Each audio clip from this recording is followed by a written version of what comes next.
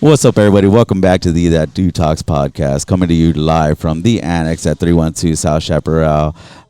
Before we get into the episode, I have a major announcement. Like I've been hinting at in the past couple episodes, we have a comedy showcase. It's going to be called the That Dude Talks Presents the Naughty List Showcase. It's going to be myself, our audio engineer, Uncle Sam. We're going to have...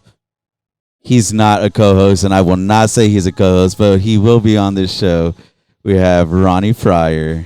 We're also going to have a couple special guests come through if we can get them confirmed. But it's going to be a headline by the one, the only, the very funny Davey Jackson.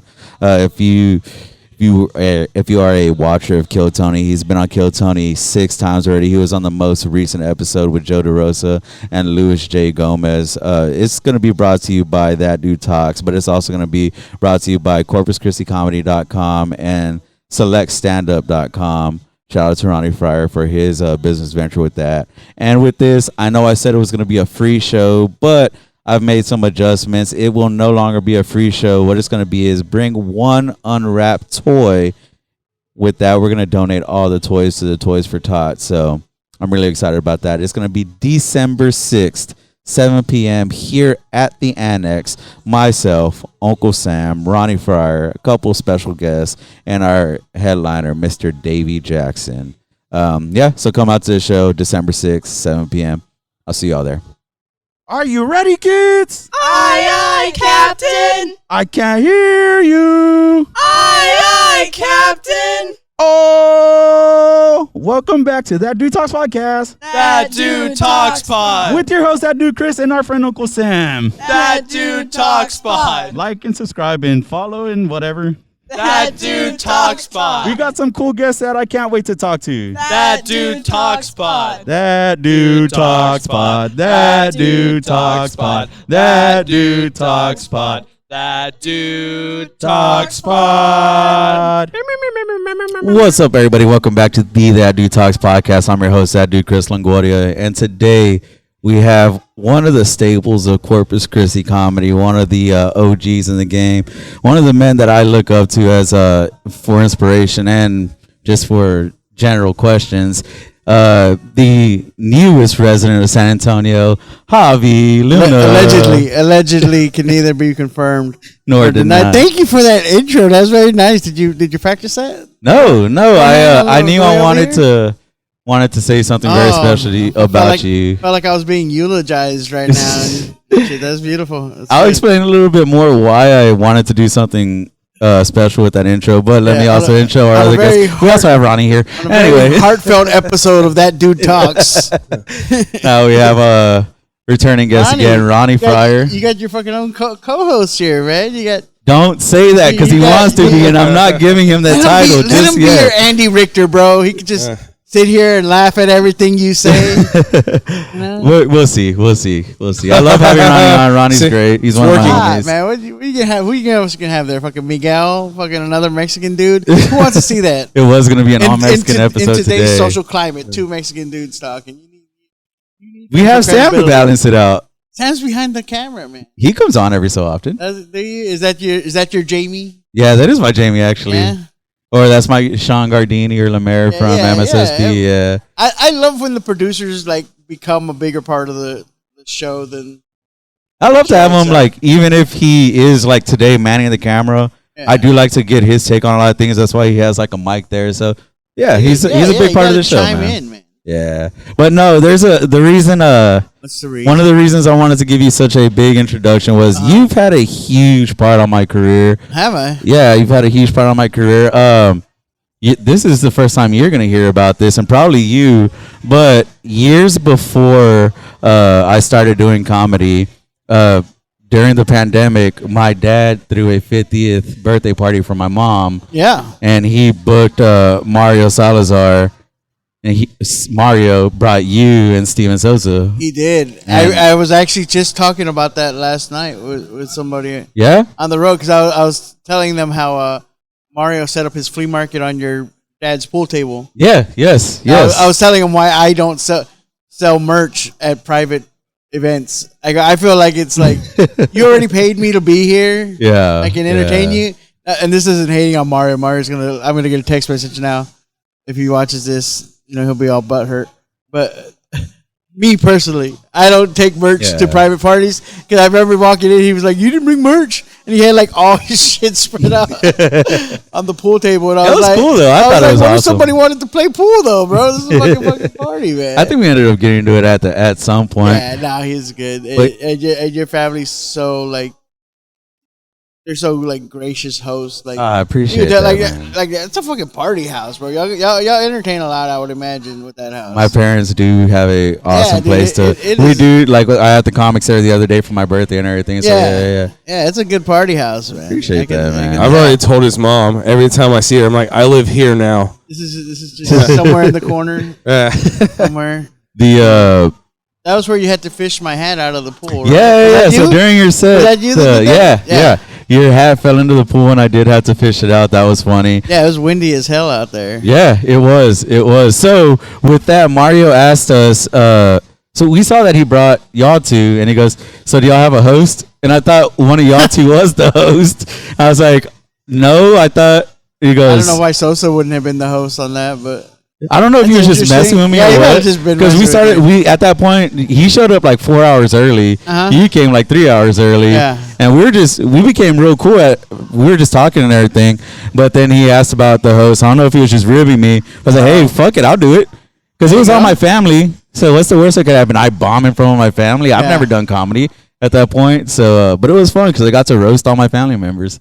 Like, that's cool. Everything that I wanted to say, I got to say. So it was fun. Okay. But yeah, that was the first time. That was your first time ever doing anything. Okay. But I saw y'all doing it, and then I every time I followed all of y'all on social media, and then every time you performed anywhere in Corpus, I tried to go to one of your shows. So that was the first time you had met me too? Yeah.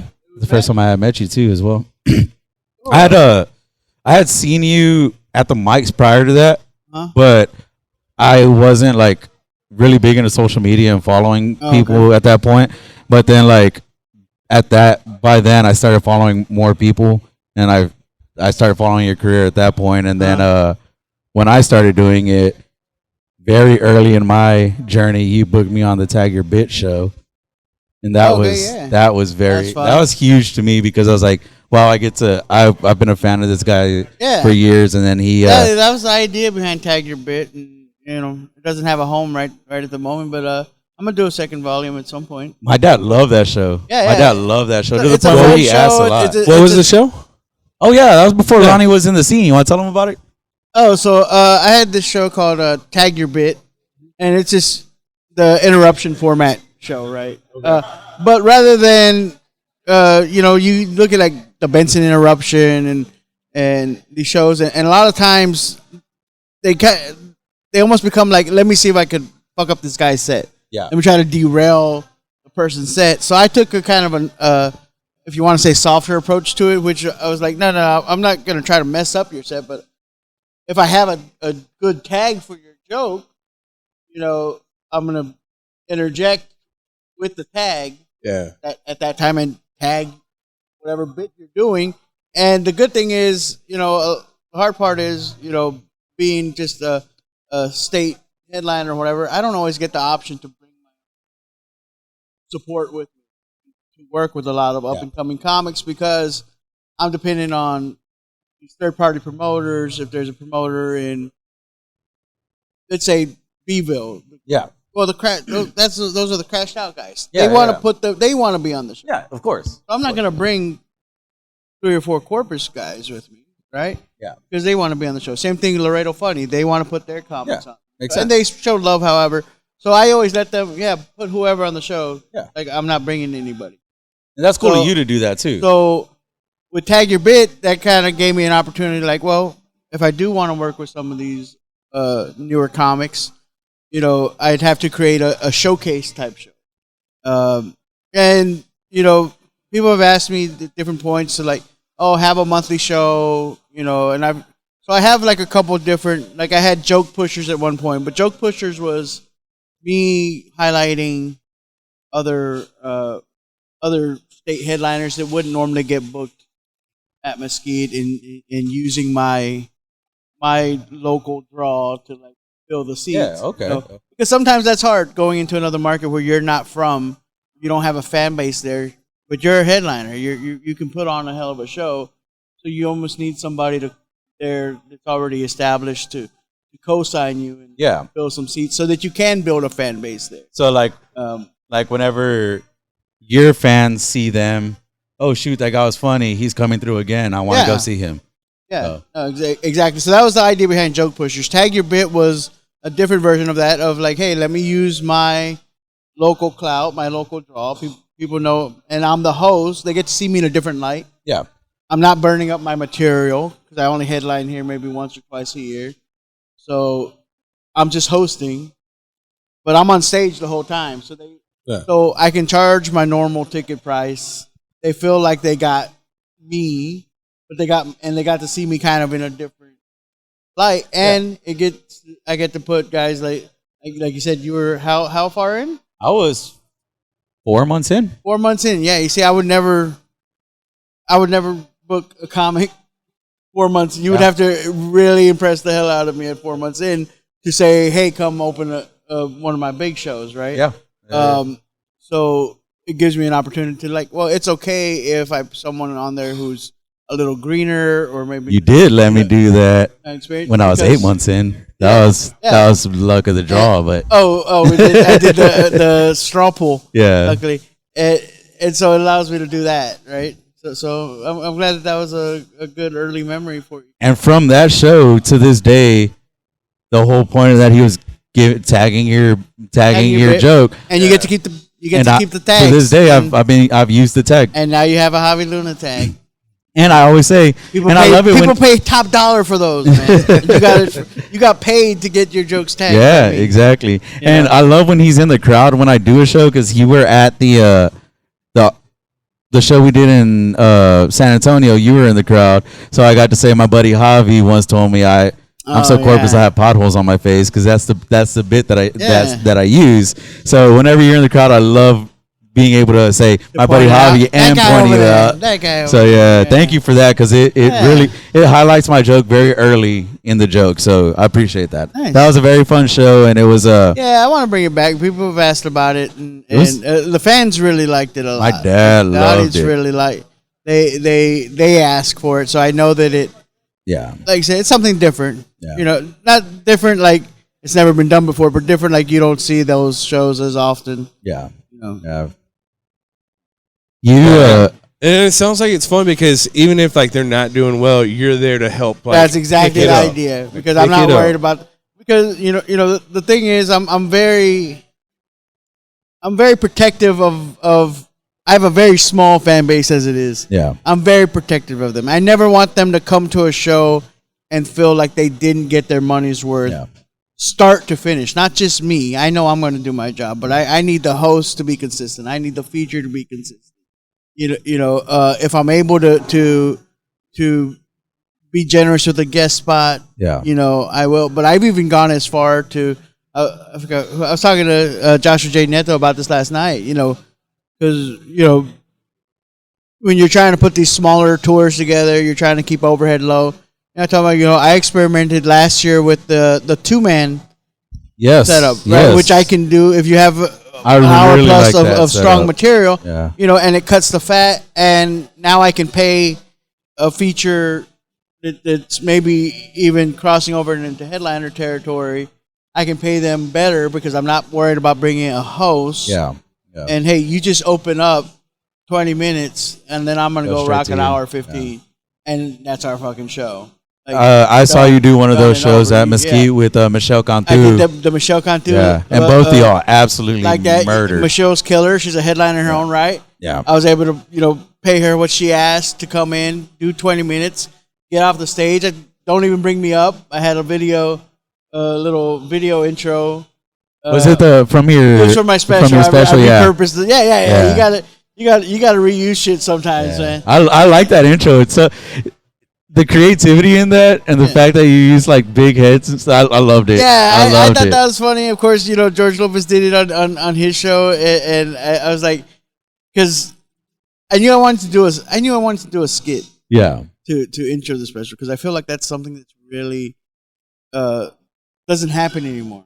No. Like it used to be a thing. Like Eddie Murphy used to open every special. Like he do him, him in the living room with the aunts and the uncles and stuff like that. And now, like in the last 20 plus years, like it's every comedy special is just like, oh, it's a dude smoking a cigarette and then he walks in a door and he's on stage, or like it's a dude walking through the city and he walks in a door and now he's on stage. Yeah. It's always like, or it's a montage of he's getting a haircut and he's eating a hot dog at the place where he always ate the hot dog, and that's cool, right? But it's like but we're, I feel like the cold open skit for comedy specials was something we kind of lost. So I wanted to do that. Yeah, I knew I wanted to do that, and then when I wrote the idea, I go, well, I knew I wanted to do something like Selena. Yeah. Based, right? And Javi, what are you doing? What are you doing? And I actually had a script that I've been working on for a long time, and I've never. It's always one of those projects you come back to, and then you move. It's like it's like a wish project, right? Because the idea is almost too big. Like I don't have the resources to ever get it done. Yeah. Right.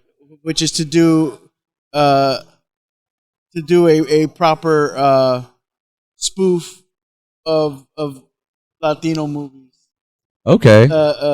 Which, talking about like in the vein of the Wayans brothers. Yeah. Right. Like what they were able to do with Scary Movie. Or like Don't Be a Menace. Or Don't That's Be a Menace. Perfect. That sounds like what you're. Yeah. Right. So I've been writing that off and on for years, but I know I don't want to do it low budget. Yeah. Right now, so I have to push that aside because that's something that's like I have to have so much more resources and connections before I would ever be able to make that in a way that I want. Yeah. And now I'm starting to make some of those connections where it's like, okay, if I did seriously write this, could I put it in the hands of somebody that can actually get this? Yeah. With the actors that we want, with the budget where you don't have a whole bunch of people saying, change this, don't do this. Where it's not just a thing. It's just a... Man, that's such a good idea. So, I like that. So I had that... So that scene was already one of the first scenes that I wrote as the opening in that film, right? As a flashback. Yeah. So I always thought that was funny. And so I was like, oh, well, let me repurpose it and I'll use it for my special opening. Mm-hmm. And then it became to like, oh, we're gonna cast kids, and then YouTube's like, I knew it was at that point. I was pretty sure like YouTube was like the safety net. Yeah, right. It's like, okay, like are we gonna shop it around? Are we gonna try to put it on Amazon Prime and make some of the money back off of it? Like what are we doing? Yeah, right. But I knew at the bare minimum YouTube was gonna be. At least where it ended up. Yeah. And YouTube has a lot of guidelines and restrictions. Requirements and guidelines if you're putting kids in your project. So I was like, and then the thing I got to find a kid that looks like me. Or it looks like they could possibly be me. Yeah. And the kid's got to be able to act. Like I had someone like, my nephew, he's chubby and brown. Like he would be great, but he's really shy. Well, fuck. Well, that doesn't do me any good. Doesn't me no good. I'm sure he's a nice Ronnie kid. Fryar. No, you could just use Miguelito. Yeah, no. I needed a kid, like 9, 10 years old. So who can? So I was able to use my own son, and we tried it with green screen. Oh, nice. Me and Jake, and luckily I had a really good editor that was able to make that not Who look is that like guy shit. in the skit? That's Jake. Learn your comedy history. That's Jacob Rodriguez, man. One of the original founding members of the Vatos Locos of Comedy, brother. That's okay. Okay, I've heard the name. That's my brother right there. I've heard the name multiple times, but I've never had.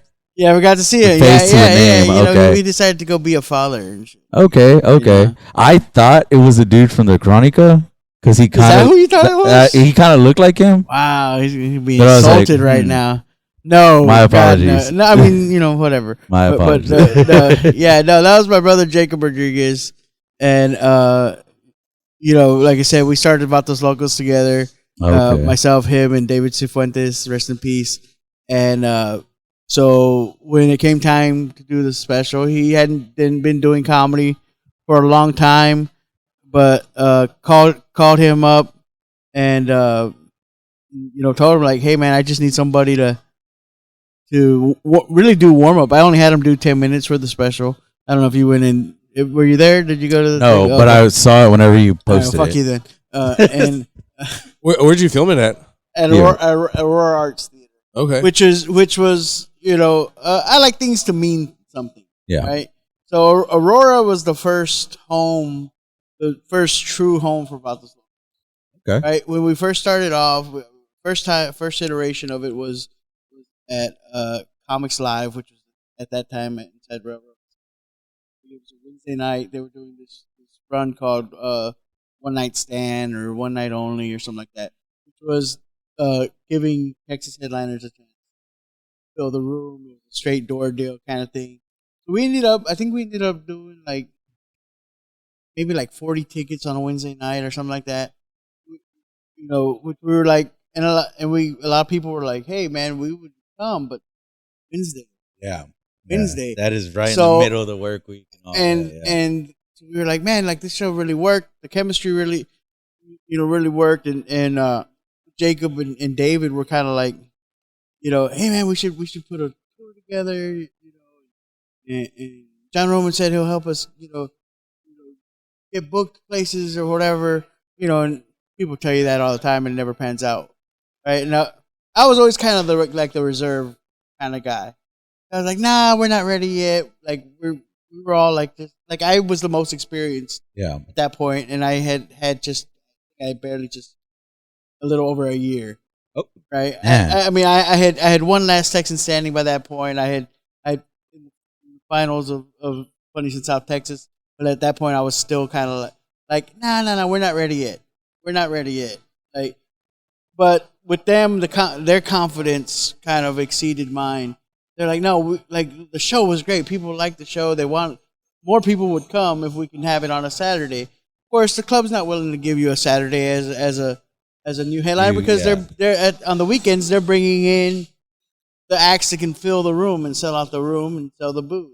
So so we started off forming at this LGBTQ club over on the north side on Leopard called the Triangle Club.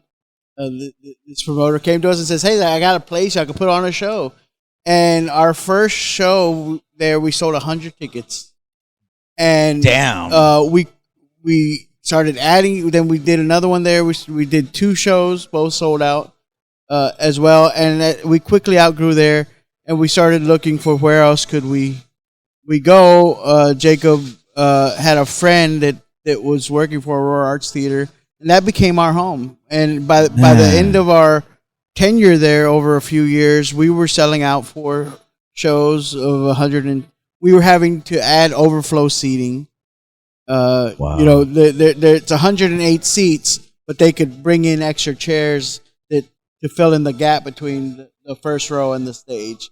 So they were doing that. We were having to turn people away at the door, and it was a very special place. And like I said, it became our home. At one point, we actually were still to date the only comedy show group to ever have a month-long tenure residency at Mesquite Street. They let us have the entire month of April, Really? Friday and Saturday night for a month straight. Damn. It was a special moment in Corpus Christi history. That's wild. So that's Jacob Rodriguez, man. So when it came time to do my special, I pulled him out of retirement. He did 10 minutes to warm up, and I did the rest of the night. And he graciously agreed to do the skit. Doesn't perform much anymore. Like I said, he's very involved father, and I support him in that. Well, that's good on him, man. He knows what he wanted out of life, and he's doing that. And man, if ever he comes out of retirement again, I need to be there because that's awesome. That's really cool. Dude, the dude. When I asked him to do 10 minutes, where he crushed, and that was the kind of the magic of the Vatos Locos. Like we were all supposed to be strong enough that at any moment, like it could shift. You know, whoever, like something for everybody. You know, a boy band of comedy, if you will. Pick your fucking favorite one. That's cool, and man. come enjoy the show.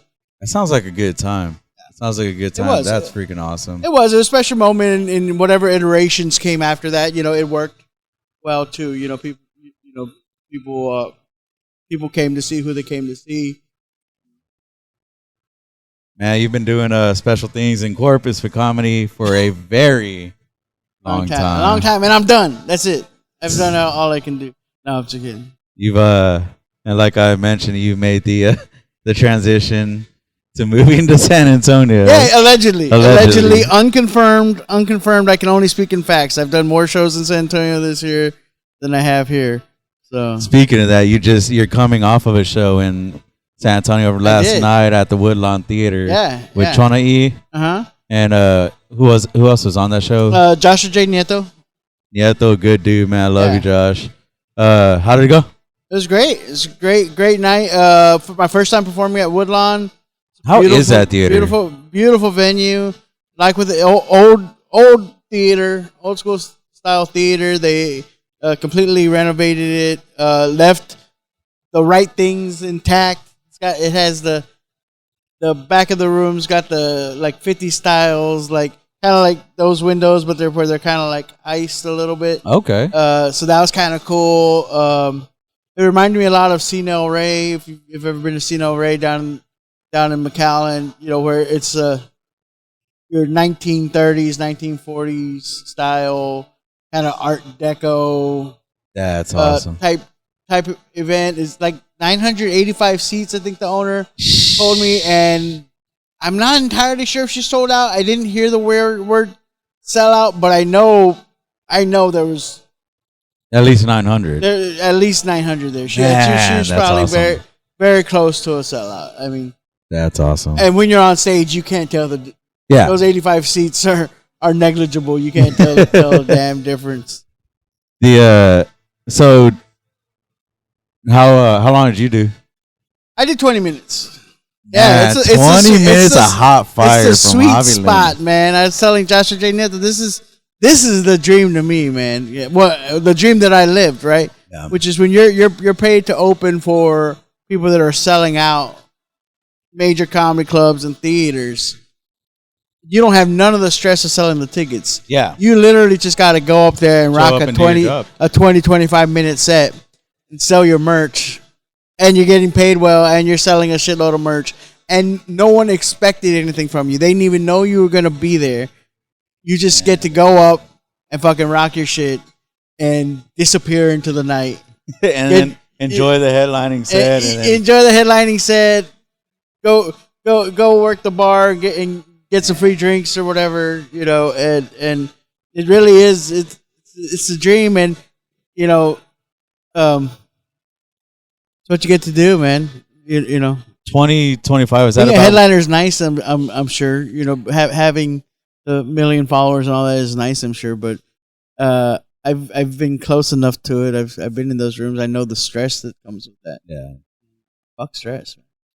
Because it's all on you. Yeah, it's all on you. Why aren't we selling tickets? Why aren't we selling tickets? Oh, we need to promote it. Oh, I gotta go do radio. Now I gotta do everybody's fucking podcast. Not the podcast that I want to do. I got any, like, who can, now you're looking for podcasts to get on. Is there anybody that I can? Because you got to get the word. Who can help me get the word out, right? It's not so much that you're because no one wants to go see them. They got to sell their shit, but you're just fighting so much noise. If you figure, like, you go into San Antonio or Dallas or Chicago, well, there's 20, 30 other events. Oh, Lil Wayne is performing so and so. When we did San Antonio a few weeks ago with Chingo Bling, he sold out 2 shows on Saturday night, and the rest of the weekend was very much full. Yeah. Like not a lot of seats open. Yeah. Same weekend that Paul McCartney was there. You know what I'm saying? Damn. That's a big, huge, major event, right? Yeah. You know, and that's not the only thing that was going on. There's probably a million other concerts. Yeah. San Antonio now has 4 full-time comedy clubs, right? 5 if you count the Blind Tiger. So, not including your little satellite local scene shows that are going on at the time. Yeah. So you're fighting so much noise just to let people know, hey, we're here, we're doing a show. Because if not, then that Monday, you get that Monday morning flood of social media comments saying, I didn't even know you were here. Yeah. Right? Why didn't you tell me? It's like So you're just trying to flood as social much as media you with can. information, so hoping that the right people see it. Yeah. Because it's not about getting people to see it; it's getting the people that might actually go see it. Because social media doesn't show you it to get them. like 300 people to see it, but that never intended to ever go to it. But it's like get those 50 to 100 that want to when go. I'm promoting a show, I've had people like, I would never go to this show. Good, get the fuck off then. Why are you coming? You're not who I wanted to see this. Like, it's all good. Show it to the right people. Yeah. Well, All right, so what were we talking about right before I don't Sam know. rudely interrupted us? Oh, I don't know. Something comedy related. I was yapping. So the Woodlawn has Perfect time to change.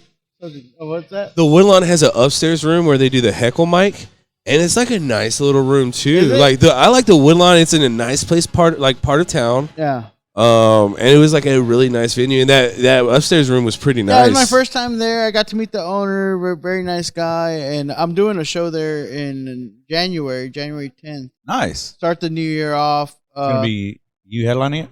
No, it's going to be an ensemble show, which is fun. I don't get to do those as much. Myself, Ryan Shields, another Texas headliner guy. Al Gonzalez, another. Nice. So it's gonna be a great show. Yeah. Right. I don't know.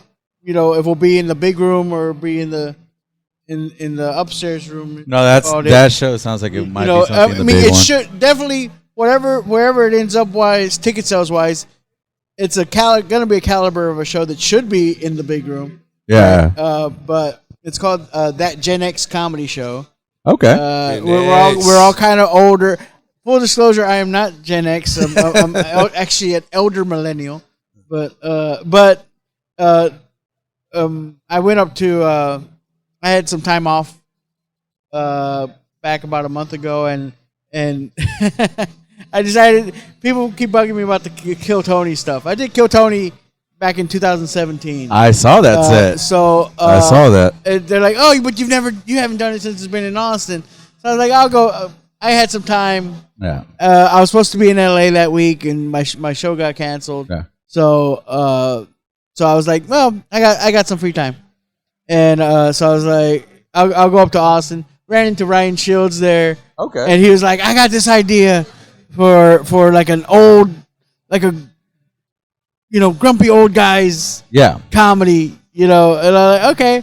I mean, I don't feel like I'm that old or grumpy, but thanks for thinking of me, I guess. Appreciate it. How old are you? My name popped. I just turned 42 on Tuesday. So. Oh yeah.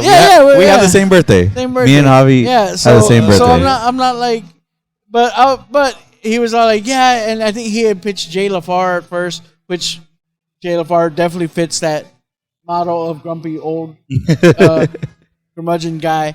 But I think the final ended up being myself, Ryan, Big Al, and Tammy Bernal, who I've never had a chance to work with her before. We worked with her. Excited to work with her. Oh, I saw her. You saw her. I saw her on y'all's show. Very funny. So very excited that she's on the lineup. Very important these days in 2025 that everyone's represented. So we got to have the female element on the show. If not, you're a horrible person.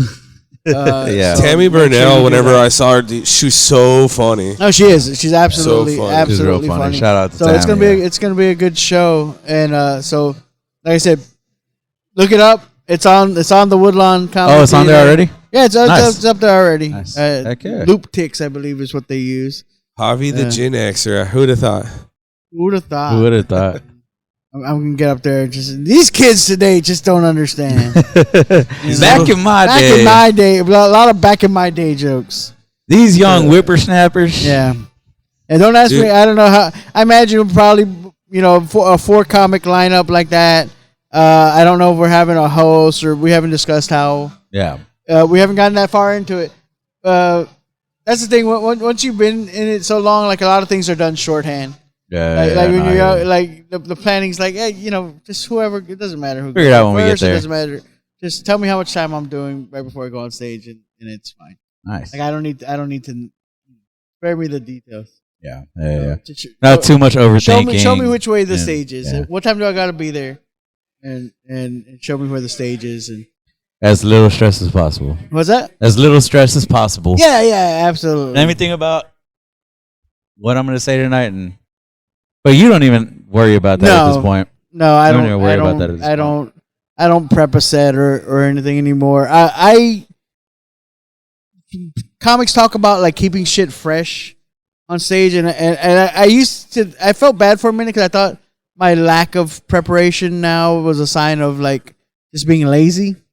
But I feel like I like going on stage and not knowing what I'm about to say. Yeah.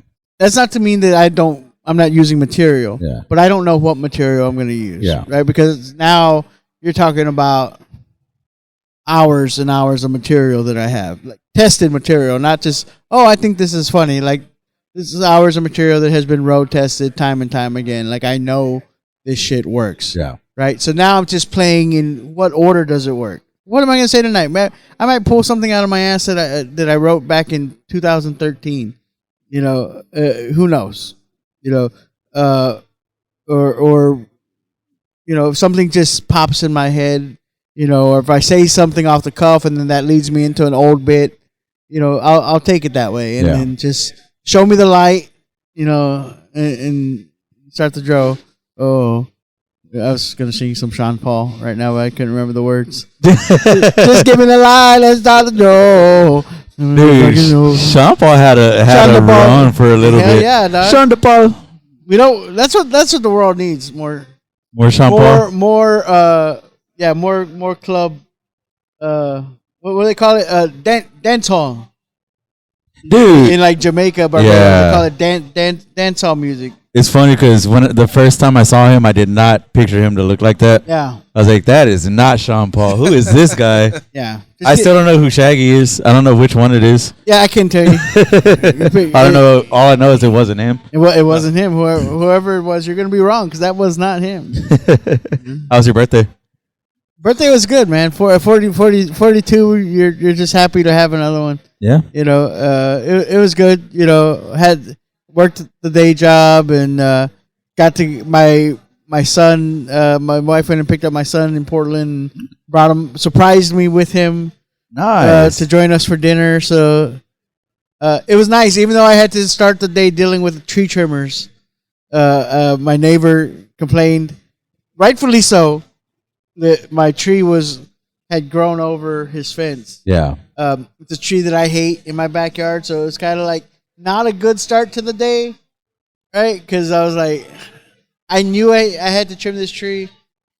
Homeowner shit. You're now listening to the that dude Homeowners? keeps up his house, right? You own a home. You gotta keep shit right inside your property boundaries, and between the road and life and whatever, I kept putting off. So he said, "Hey man, your tree's growing over my fence." I was like, "Okay, I'll go back there and cut it." And apparently I had let it get too crazy, and this thing was a mangled mess to the point where I cut one branch and I just said, "Fuck this, I'll pay somebody to do it." So I ended up having him. That's how I started off my birthday, meeting with the tree trimmer guy. Okay, how much is this gonna cost me? You're like, hey, it's my birthday. Do I get a discount? Yeah, you got a birthday discount for my You cut one branch and then hired a real Mexican? Yes. Yes. That was exactly. Yeah, I said, what am I doing? I live on the south side now. Why am I out here doing this myself? I don't work hard on stage to slave out in this backyard. Yeah. Exactly. Let me that. Let me It's get your birthday, splurge a little, right? Get a real, so that's what I gave myself for my birthday, professional tree trimming. Nice. And so as far if that's the way you start your birthday, I ended it good with my family. It's only up from there, right? It's only up from there. Yeah. Yeah, it sounds like you had a good relaxing birthday. Yeah, because That's good. apparently tree trimming is a very lucrative business. I had no idea. Kids, fuck college. Go be a tree trimmer. Go trim trees. You will make very good money. Hey, let's look into that. They make a lot of money, man. You can be the one that knocks on the doors, and me and you will cut it. Yeah, because Can you get up there with like a chainsaw though? They'll open the door to you. Because they'll answer the door, right? You do the talking, and then like you're like, hey, and you point to the Mexican in the truck. You're like, He'll do the work. Yeah. Don't worry. like don't worry, it's not me. Like, but like, do you want your tree trimmed? I speak Spanish. I can translate I got to him. This guy over. Yeah. Just learn a couple. We'll words. just call it white and brown tree trimming service. Yeah, Cuto el trio. All right, Muy bueno. guys. If y'all need y'all's trees trimmed, call White and Brown Tree Trimming Services. Yeah, We'll call real Mexicans after we get your money. There you go. I'll try it out. I'll do the hobby thing. That's essentially what the contracting business is in South Texas. Yeah. Right? I mean, look at Sean Miller. It's a white guy that knows enough Spanish to get Mexicans to do the work. That's true. It's very true. And he can do some of the work himself. Yeah, it's very true. We're looking at contracting. Guys, I quit my comedy career. I'm going into contracting. Just be a contractor, man. Yeah. Just know enough Spanish that you can I need That'll to be learn a good that. middleman. tell the actual Mexicans to, someone that the white people want to hire and talk to, and that you can talk to the Mexicans. To get I also them to do feel the like I actual need to work. learn how to whistle too and point. Yeah, no, you gotta have a good whistle. Yeah, You don't have Yeah, that? I need to learn that. No, I Isn't don't Isn't that have a good one. natural? No, I don't have a good one. It's sometimes it skips a generation. Yeah, my dad has a good one. Yeah, You would think born into is just part of my blood. yeah, No, it's no. it's not. It skipped me. It skipped me. I'm pretty sure my nephew's gonna have a really good one. Yeah. But me, no. Yeah. Ronnie, I'm sure has a good whistle. Yeah. He has a Whistle? Yeah. no. That's a normal. That's a whistle. normal Everyone whistle. can do that Nope. whistle, but the Nope. yeah, you see, no, Nah. I can't even snap with. the teeth whistle. I can't either. It took me like a whole day to learn how to snap my fingers when I was like in pre-K. Like I was so mad because like there was some like song that we had to like do and everyone was snapping and I couldn't snap my fingers because I had these chubby little fucking bear claw padded. Did you ever And- play that quarters game where y'all would spin the quarter and y'all are I supposed think we played a different quarters game. Okay, y'all probably did. There, So there spin it. there was and, one where like y'all spin it and y'all are each supposed to flick it, okay, and whoever makes it go flat, they have to put their knuckles down like that, and Bloody you knuckles. yeah. Okay, y'all called it bloody knuckles. We Yeah, called it back in my day. quarters. But- Back in my day, we called it bloody knuckles. Did were your hands ideal for that? Yeah, man, because I got the extra meat on the knuckles. My buddy Robert De Leon, rest in peace, already passed away in 2017. brother. But he had even chubbier hands than yours. I hated playing against him because no matter how like hard I would go, it wouldn't affect him whatsoever, man. So We used to do it also on the railing of the chalkboard. Like, to where it goes very fast because it's metal on metal. Yeah. Ooh. It's like, so you just stand there. Those Gen Xers don't play, bro. Nah, you know what I'm saying? We stayed out in the streets till the lamplight came on. That's when you know what I'm saying? We I was gonna say, I don't know. I gotta work on my Gen X you say you didn't know. complaints. You know, You need to look we up. had one TV. You know, Look up you Gen weren't allowed X. inside the house. Our parents didn't even know where we were. We didn't have Amber Alerts. We had milk cartons.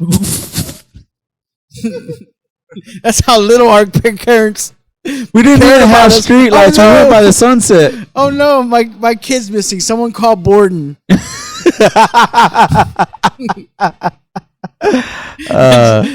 How long will it take to circulate an entire? That process, batch of milk, by right? the time that It's like process really happened, how many people really were found? A carton of milk. Most people buy a carton of milk. What, a week? Once a week. Once a week. Yeah. At least a week. before anyone knows your kid's missing. And then how long did it take for it to get printed on and then distributed to the places? That kid is gone. That kid's long gone. Now I want to look up the statistics of how many successful I don't milk know cartons. who came up with that method of like, hey, we need to get the word out about these missing kids. You know what they did? I don't know. Put it on milk.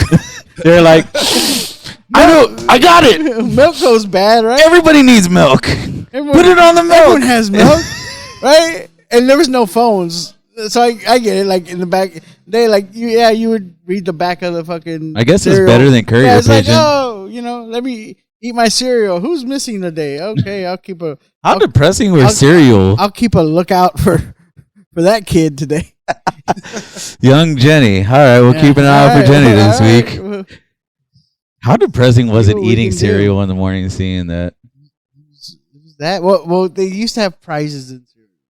And then they had to balance it out with the. I haven't seen that. My kids haven't seen buy that in a cereal. I don't while. think that's a thing anymore. All I know is that cereal is very expensive now. Cereal is very expensive You now. used to get decoder rings. Yeah. Or stickers. Like, remember Apple Jacks used to have stuff? I think Apple Jacks probably Apple still Jacks. have that. What's Apple your go-to Jacks. cereal? I like Fruity Pebbles. I like Cinnamon Toast Crunch. Oh, yeah. I like Captain Crunch with Crunch Berries, of course.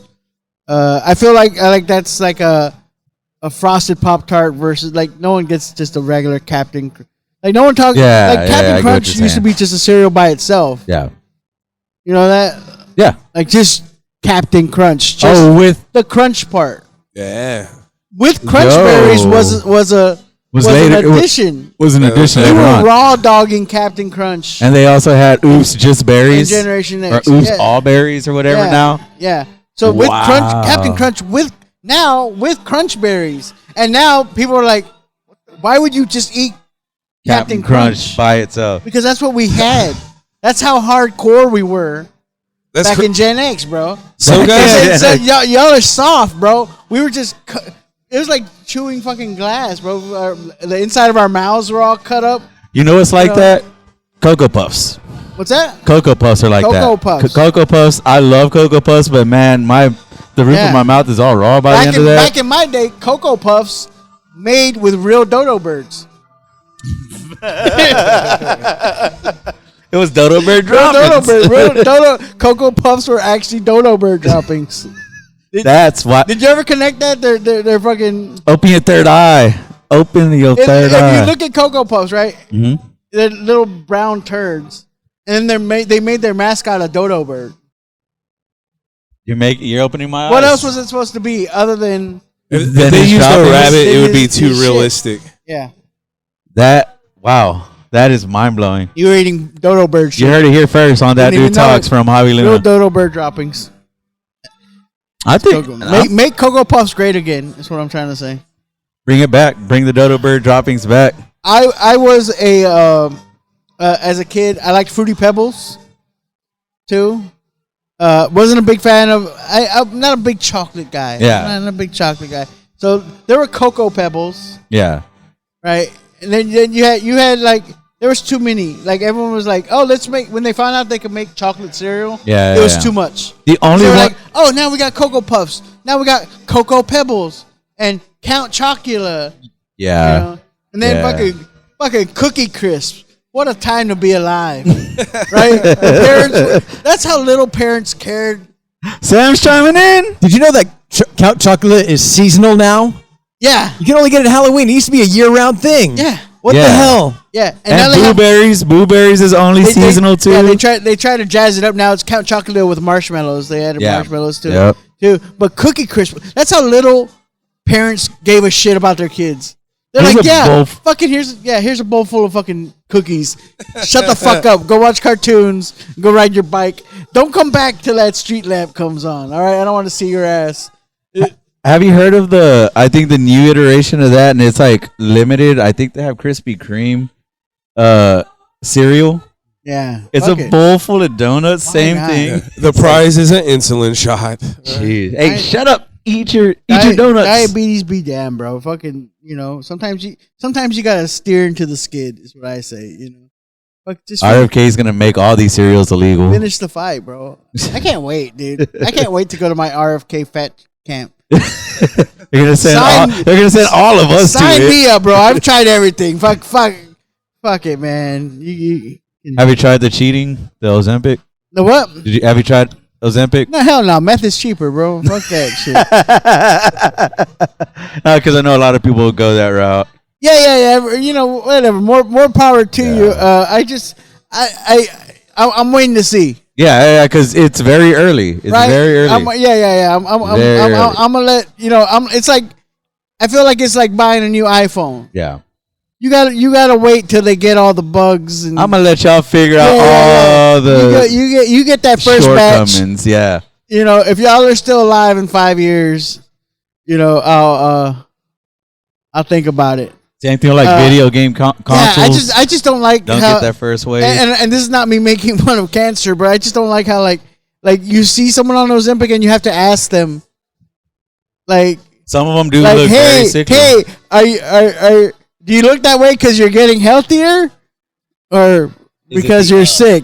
like which way did you lose the weight? Like is the good way or the bad way? Like why does your face look like that right now? Why do your eyes look sunken in? Yeah, why are your right eyes and cheeks sunken in? Why do you look like Droopy the dog right now? Am I happy for you? Yeah. That you lost this weight, or am I sad that you lost this So their weight? faces are all sunken. I don't really talk like If they lose their it, skin if they is lose it too loose. fast. Yeah, if you lose it too fast, you lose it the right way. if you have a chubby face and you lose it very fast, all that skin just where is it gonna go? It's gonna just droop down. Same thing with like belly fat. If you lose it very rapidly, it's just gonna. A lot of people get it cut, but when they were saying that it like makes you shit blood, it's just like but you look great. It's just everyone that draw the knows line. Been on it like throws up violently daily. Like that's a part of your life now. I heard they have like sewage smelling farts and burps. That too. It's all toxins getting. It's clear. I don't know the science behind it, but it's doing something. Yeah, it's doing something. So this podcast isn't all about you, Javi. My birthday was Tuesday too. Yeah, thank you I'm just kidding. I'm tired of fucking talking. Jesus Christ! I thought this was supposed to be that dude talks, not some other guy talks. No, this is why I had you here. I wanted you to do the work this time. Oh, okay. I am that feature for the podcast now, where you're the headliner and doing all the work. This is your fucking day off here. No, so on my birthday. Barbecued, had a couple of the comedians over. Ronnie was there. Sam was there. Roland. So I live in Portland, and I had a flat tire on Monday. Man, I've been dealing with my wheel lock. I'm just saying.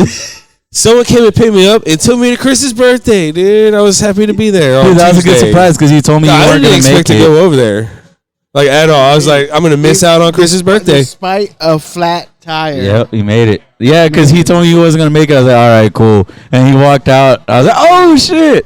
Christian Delgado and his girlfriend were there. It was fun. There, man. Yeah. I was going to invite you, but you never come every time I invite you. And also, it was my birthday. No, I know. I'm giving you a hard time. I was about to be offended that I didn't get. What are you talking about? You've invited me like once. No, every year on our birthdays, I invite you because I do the same thing on barbecue. Oh, do you? Yeah. Oh, okay. And New Year's, I think, too. Never stop asking, man. You Okay, New Year's, I'll ask you again. You never know. Maybe one year. One day he's going to grace his... I'm sick and tired of my fucking family. Fuck y'all. We've established he only comes to your place when he gets paid. When he gets paid. Hey, book me on a gig and sure I'll go. I can neither confirm or deny that information, but the facts will speak for itself. You said... I've only ever come to your house when I was paid. You invited me to a New Year's party. Am I getting paid to perform or... Because that's the only way. Well, that's the other thing. It kind of not sucks, but it's a thing you have to deal with. Being a comic is you never know getting invited to an event. Yeah. Is this an actual invitation? Because if I walk in and I think I'm going to relax and enjoy myself, and you try to get me to fucking hey, there's a microphone over here. Yeah, fuck your microphone. Yeah, I'm gonna sing. I'll sing some karaoke, bitch, and drive everybody out of this house right now. Yeah. But I'm not gonna get on there and tell jokes. Like if you wanna hire me. Yeah. Don't invite me to your party and try to like trick me into performing for your guests. Which is the nice part about going to comedians' parties. Yeah. is that expectation comes off because Yeah.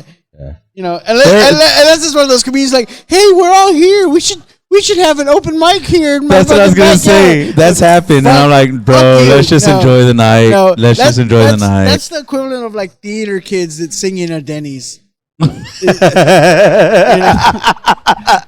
That's so accurate. No, but that's happened like, where they're like, let's do a mic. I'm like, no, just be a fucking person. Be a fucking let's enjoy the human night. being. Turn it off. We should have a writing session. No, we shouldn't. We should fucking sit here and drink beer and act like actual human beings. And enjoy not having to do this for one freaking night. Yeah. When he invited me over, he said, maybe an impromptu podcast. I did not bring my shit with me because I was like, nah. I jokingly said that. Said that. Don't do that. Don't turn every conversation into a. This should be a podcast right now. Yeah, no, it shouldn't be. It should be a conversation. See, back in my generation, we had these things called conversations, and there was no microphones involved. He's really working on this Gen X material. This is why I agreed. I'm just fleshing out my Gen X material. It's all good. Hey man, Lewis Black retired last year, and you know there's room for a curmudgeonly rant comic, and I'm trying to shift gears here, man. This might be a whole new era. I like it. For Javi Luna comedy, man.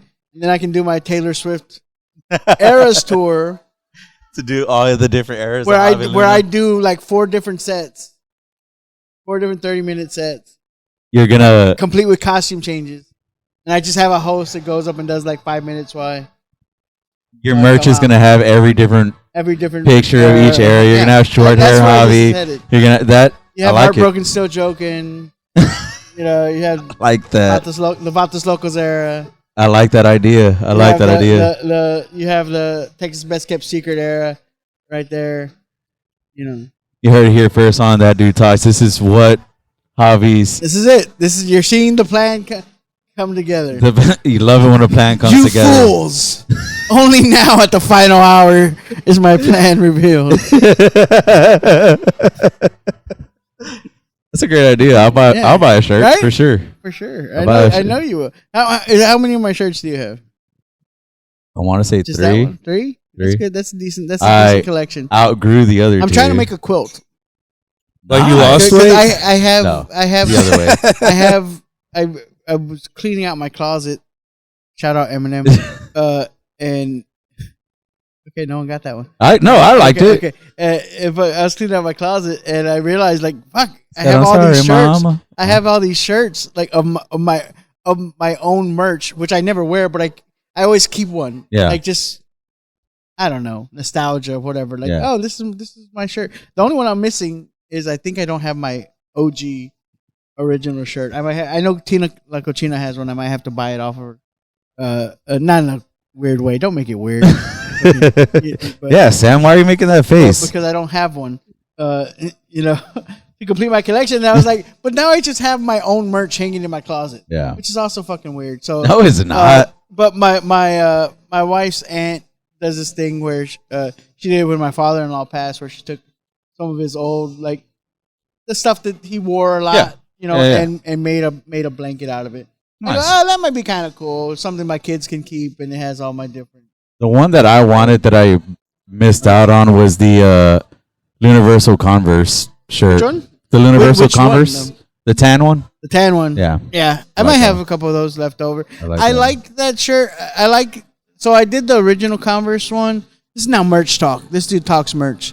That Dude Talks merch. So the original Lunaversal one, that was came about on the road in a hotel room. I was trying to like come up with a new merch thing real quick, and that particular design the first one got done by my buddy Midnight, and he did the black and red. That was the first Lunaversal shirt. There's the Converse logo with the black and red, and I liked that shirt, and it did well and popular, and people liked it. And then I moved on. I try to do a new design every year because I'm hitting markets over and over again. Yeah. I want people to get the new. Newest one. Yeah, the new one, because they're like, oh, I already have that one, whatever. And then sometimes I'll bring one back. So people were asking for that Lunaversal one, but the Chucks that I grew up with were not the black Chucks. my brother used to rock the canvas, the cream color Okay, yes.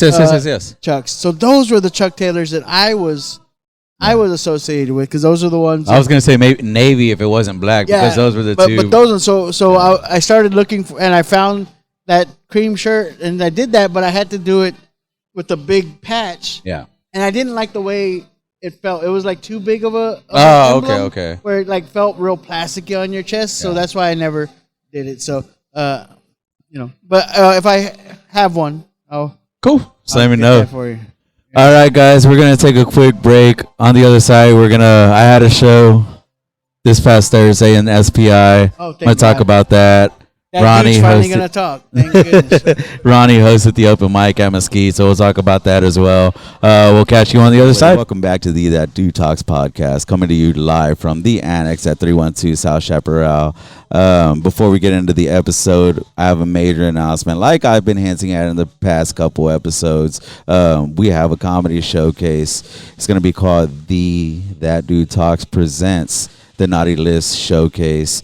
It's going to be myself, our audio engineer, Uncle Sam. We're going to have, he's not a co-host, and I will not say he's a co-host, but he will be on this show. We have Ronnie Fryar. We're also going to have a couple special guests come through if we can get them confirmed. But it's going to be a headline by the one, the only, the very funny Davy Jackson.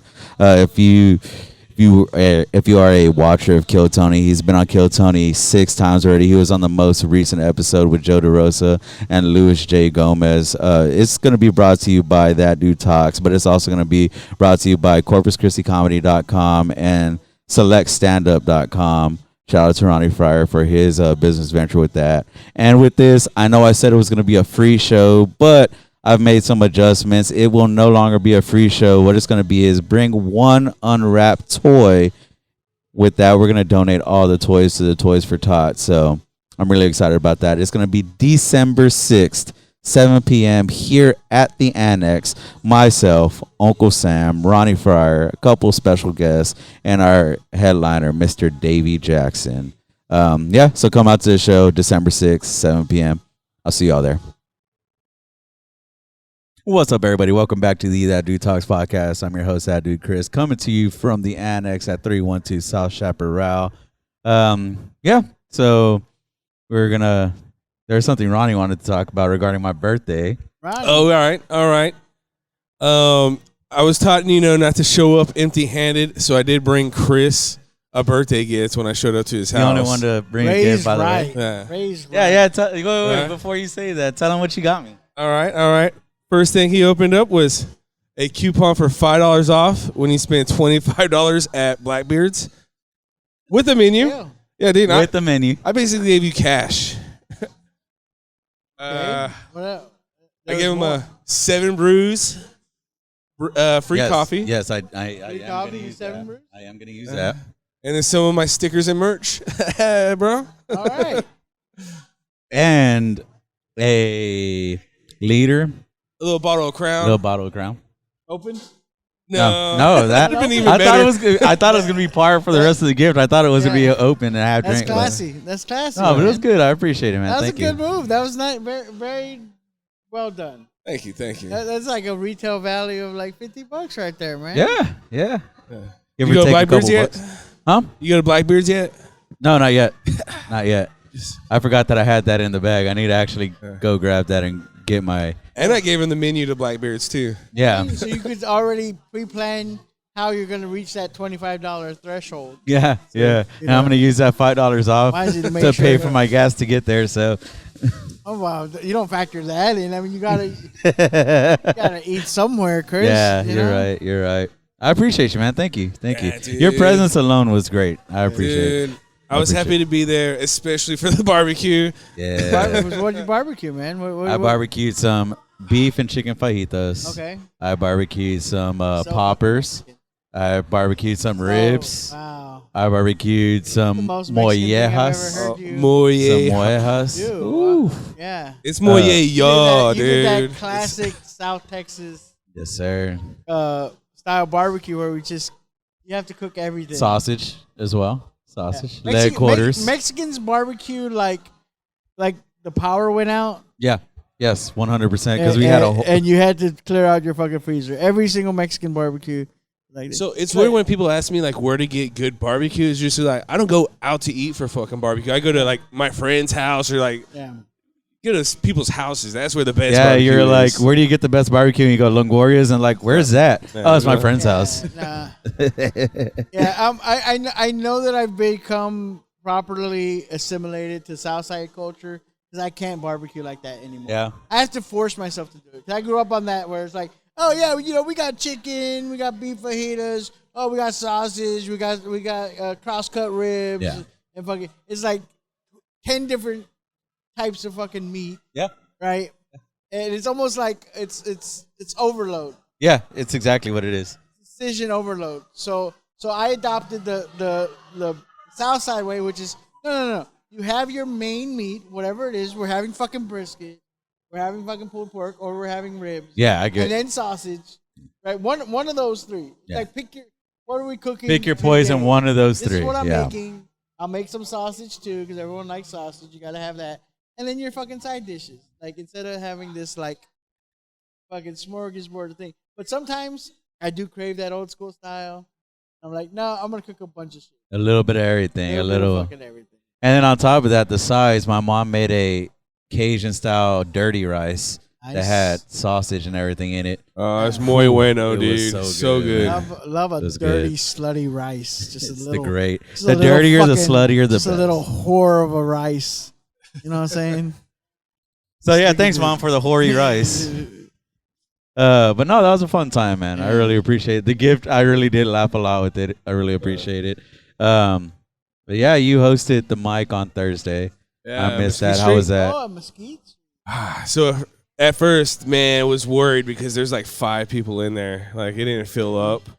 And then like when we kicked off the show, I was like, bro, you guys already know what's going on in here. I didn't even do rules. Like we just like went to jokes and like I was There's like, like 5 people that are always there. yeah, Oh, usually okay. like the regulars. Oh. And then we have more people. Like we've been getting a bigger group of regulars, I feel like. Yeah, so- the regular Sign? shout out to Yeah. them. Sign? They started filling in, and then like we only had like 15 comics, so the show went by like smooth, fast. Everyone had fun. It didn't feel like it was long or drawn out at all. Nice. It was weird. It was a As fun it should show. be. Good. Heck yeah, man, that's awesome. That was always the good part about the Mesquite mic is it felt like a show. It felt as close to a show as you can get in the mic because there was always a hot audience, always a good mic, and we never had that pressure of having too many comics. You know, no one ever got turned away. Yeah.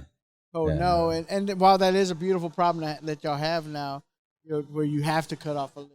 Yeah. You know. Yeah, you didn't deal with that back in the day. That's right. No, that was never a problem. If anything, our problems were like, hey, we only got 6, so y'all go ahead and go as long as y'all want. Man, yeah, that was the time. Different set of problems. Because of the there wasn't the max on comedians. Like towards the end, they were able to I let them run it. Like instead of doing 5, 7, you know, Yeah, as long like as no one's because abusing it, yeah, you can kind of be a little more yeah. lenient. And then at that point, like a lot of the crowd they're there for their comedy. You know, they don't want it to end. Yeah, my thing was always when I ran it was always like, if you see me standing next to the stage, that means get the fuck off. Yeah, I mean, it's like, bro, you've been running this for a minute. Yeah. Yeah, I've seen a couple instances where that's happened, where it's like, all right, it's It happens. That's always The interesting. Egos get the best of us all sometimes. You know. yeah. Or some people just don't know That's better why because more they're so people should do new. shrooms. Yeah. Yeah. No, it's absolutely an ego. You think Yeah, you when the disrespect that comes with running a light is it's unsaid, but it's heard.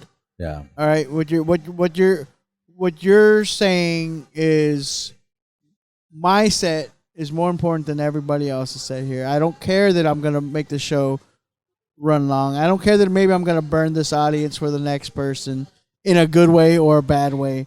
It's the absolute sign of disrespect to everybody else on the show. yeah. And I know there are a couple To run comics the light that have that knowingly issue. and egregiously. Right now, it happens. Hey, man, I gotta get to this last I gotta finish this bit or whatever, but do it quickly. Yeah. Make quick edits, and get to the end of your set as soon as possible. Last night at Woodlawn, I lost track of and I set it on stage so that whoever was running the light knew, like, hey, I need that. Make sure I see that light. Yeah. Because I don't know where I'm at in my set right now because I was having so much fun, 900 plus people, Yeah. the energy was flowing, and then once they lit me from the back of the room, which I saw, and then I was trying to, like, okay, let me speed it up and I was in the middle of my merch pitch. Yeah. Let me do that bit, and then I want to close with a joke after that. I don't want to close with my merch. Yeah. So, and by that point, someone was lighting me on the side of the stage, and I was like, okay, like, Yeah. get the fuck off the stage. Yeah. So Yeah, there are cool, man. some comics that I know of that run the light here and they don't care, and it's really annoying. So When it comes to like running the light, I got like my philosophy is like, all right, I don't like it when people run it, but if you're running it and you're killing it, I'm okay with it, But if you run it and you're killing, yeah, get the that's fuck giving off. them license to Even think if- that they can even- do it on the even next if you show. are killing, get the fuck off. This Yeah. isn't your show. Do that shit on your show. It's showing how. Listen, people that run the light like that, watch them closely. Yeah. Because if they move like that on stage, I guarantee you they move with that same disregard for people in other facets of their life. Yeah. That's wise words from a seasoned vet here in Corpus Christi. If any comics are hearing that and they're used to running the light and not giving a shit, hearing it from one of the best. So The other side of that coin, but if you're running the light and you're bombing, I think you're a piece of shit, dude. I fucking hate you, dude. Like, get the fuck off. What are you doing? yeah, Like, I've seen that. Trying to close on a big laugh. Well, better luck next time. Yeah. Listen, this is it's baseball, man. Even the bet, you're gonna strike out sometimes. Yeah. You don't stay up there for extra pitches because I normally hit a home run and I'm not hitting a home run this time. Like, you take your fucking pitches and you go back to the fucking dugout and better luck next at bat. All right, next show. All right, Right. I need to do a little bit Yeah. better and then go from there. It happens. It happens to the best of us. But no, I really appreciate you saying that because it's very important. It's very important. Yeah. It's very important for people to hear Listen, that. I get it. The old guard had a lot of rules that don't make sense anymore. But that is not one of them. That's not one of the, like, oh, that's just the way things are always done. No, that's a universal it's thing. It's a sign of disrespect. It's bad. It's bad form. It's bad manners, and it's sending a very clear message. I'm more important than everybody else on this show. And you're not. It doesn't matter if you're the funniest one. It doesn't matter if you're the most experienced one. Yeah, and there are rooms that take that very, very seriously too. Like I've had the chance to perform at the Comedy Mothership open mic twice, and they're very about you end it at 3. Yeah. If you don't end it at 3, they're never gonna take you seriously. They're not gonna look at you again after that. So I think that That's shows important. like professionalism, I Yeah. guess, if you That's a can very- that's work the bottom within line. their constraints, Absolutely. Very bottom right? line. Yeah, That's it what sends it a very is. message to everyone else too. It's what, because people do watch in that regard. Oh, okay. He did his time. He got off. He didn't try to stay up there, getting more. And then also to the other side of that, when it comes to like Well, when people yeah. ask you how much time you have, don't overpromise either. Same situation. Well, that too, and to go back to that, the other thing is like, there's also something we said for act like you've been there before. Yeah. Right. Saying like you said, oh man, I was just killing so hard, and you've never killed before. Like you were so excited, like you're gonna kill again, right? Like so, I get that you were having fun up there, but get the fuck off stage. Like you're gonna have. There's another show after this, or there's another show tomorrow, and you can get that same feeling again. Instead of sitting there like, oh, I gotta soak it all up right now. Like this is never gonna happen to me again. That's true. Even if you are killing, get the fuck off stage, man. I never thought about it that way. That's your very true. Do your time. Like last night I went to go check out the Riot Comedy Club, new club in San Antonio, down the Riverwalk. A pro showcase. I think they had, I want to say like 10 comics. You know what I'm saying? maybe less than that. Mhm. I think they did. I wasn't keeping track, but I want to say maybe they did 15 minutes each, maybe 10. It might have been 10, 10 each. Said like comics, and they kept it tight. Everyone, you could like not knowing those people, I knew who most of them were. Right, I could tell you every single one of those guys was pro or pro ready, and they if they're not on a rotation at a professional comedy club, they should be, because everyone was there for their set. They went up there with material. No one went up there unprepared. No one went up there with a fucking notebook. And they did their time. It doesn't matter how hard they were killing or if their last joke didn't land the way they wanted it to. They got the fuck off because the show has to keep moving. It's disrespectful to the wait staff. It's disrespectful to the ownership. It's disrespectful to your audience, because maybe half of the audience is really liking you, but maybe half of them, you're not quite their cup of tea. Get the fuck off, so that that half that's not vibing with you can maybe they like the next. Yeah. Or maybe that half is waiting for the next one to come up too. It's like, yo, go. It's their turn. Man, I appreciate that, man. That's really good advice. Really good advice that I feel like everybody should hear at a certain point in their whatever. career. And that being said, I'm not. If there's an issue with somebody doing that, I'm not like trying to speak to anybody. Yeah. In particular, I'm speaking in a very very broad sense. general way. Yeah. I don't know what's going on. Like, No, it seems like you think I'm speaking to No. This like is you have someone in mind No. as I'm talking. No, not at all. I just want to be No, clear. I just don't think have it's- anyone in mind. when I'm Can I talking. fuck no. What around? I'm saying is the Corpus. Fuck you, Ben, man. No. No, Hey, don't do that. Don't do that. There'll Don't be- do that. Ben there'll Man be is a no- great guy. I love I'm just Ben. Ben's a kidding. good guy. Hey, man. I love Listen, you. you know what? You're gonna be banned. Don't I ever love you, say Ben that. Man. Love you, Ben. That I'm was gonna in my name my next contract. kid Ben Man That was in the Jr. contract. I tried to. No, he's a villain. I'm sorry. He's a villain. I I'm only sorry. agreed to do this show if there was no Ben Man slander Oh, I'm sorry. It's not a slander. whatsoever. All right. You know what, Ronnie? Take a lap. No. I'm just saying, with the Corpus being, a lot of the comics are new. A lot of them, we don't have a seasoned vet that. It's not like the seasoned vet comes into work and gives you pointers like, you know how they.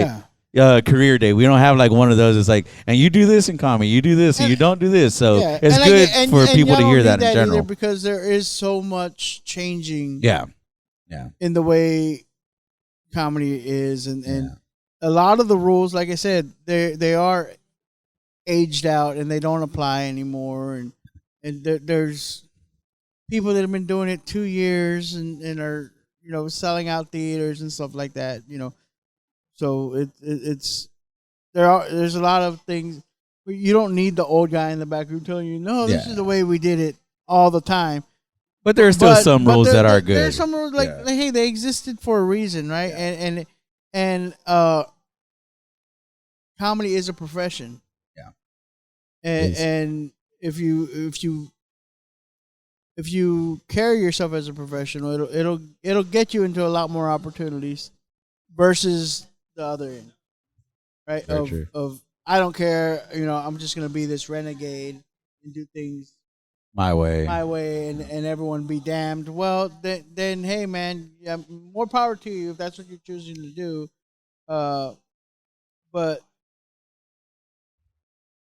you're not everything you think you are, and you're someone at some point is gonna put you in your place, or the universe will. Yeah.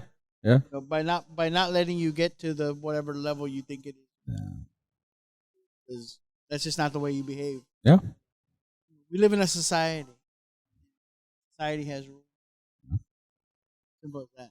Yeah, because if there weren't if it wasn't important, the light wouldn't exist. Yeah. If it wasn't important, telling telling somebody you're doing 15 wouldn't matter. There's got to be a run of show. Yeah. There's got to be a run of show, man. It's a production. Yeah, for sure. It's not.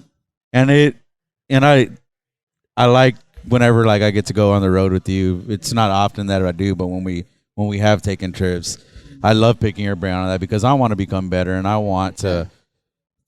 Whenever I do get an opportunity, hey, I've had advice from this. I've had advice from here. Like I just did Isla Grande, and Ben, like you brought up, Ben Man gave me some advice because he's worked with Raymond a lot. I haven't had an opportunity to work with Raymond that often, but he gave me some advice and went a long way. So shout out to Ben for that. But yeah, it helps. If you want to bring up Ben Man on this podcast, when I'm here, when I'm sitting right here, you do it with respect like that. Yeah, That's right, Ryan. I'm gonna name my next kid Ben Man Jr. Please do. Nah, but yeah, I did the Isla Grande down there. It was fun because this is the second time I got to do it.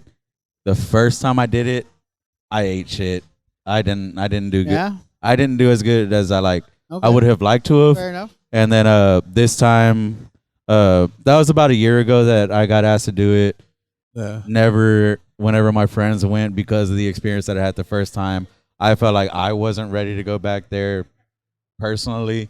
So whenever my friends would go, I would never be like, hey, let them know that I would like to do it. So it was like whenever I got my opportunity again to do it, then I'll go from there. And thank you to Mario, who's been a huge part of without him, I wouldn't have started doing comedy because he put me on early. You're into it. We need a host for that private party. Well, then he put me on his show at Mesquite without any experience either. So that was there fun. you go. Yeah, So he asked me to do that show because it was his birthday. Because me and you are on Tuesday, and his is on was 2 days later. His is the 6th. So happy birthday to Mario as well.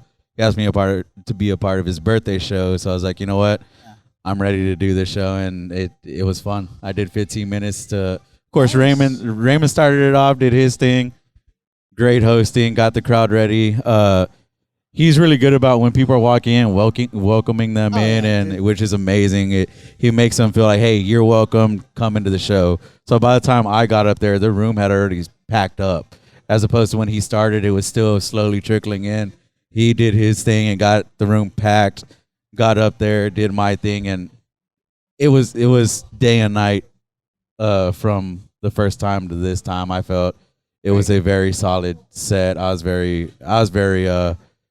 very satisfied with how it came off, and Mario texted me the next day and told me that I've grown a lot since I started because he's seen me literally from the beginning. So it meant a lot. It meant a lot to him. He said that that he's proud of me and everything. So that was cool. That was really cool. But it was awesome to go back there. I got to stay at that beautiful resort. Yeah, it's good to get that taste out of your mouth. You said you had a bad set. You were there. I had work at 8 in the morning. I had to wake up at 4 and come back. But I had work the next morning at 8 in the morning. I had to wake up at 4 and come back. But man, that I was like on cloud 9 on the way back. And especially when it's not a place that you get to. Yeah. Like very often. You know, you feel like that's the impression that you left there. Yeah. Like you said, you don't get to work with Raymond very as much as some of your other counterparts. Yeah.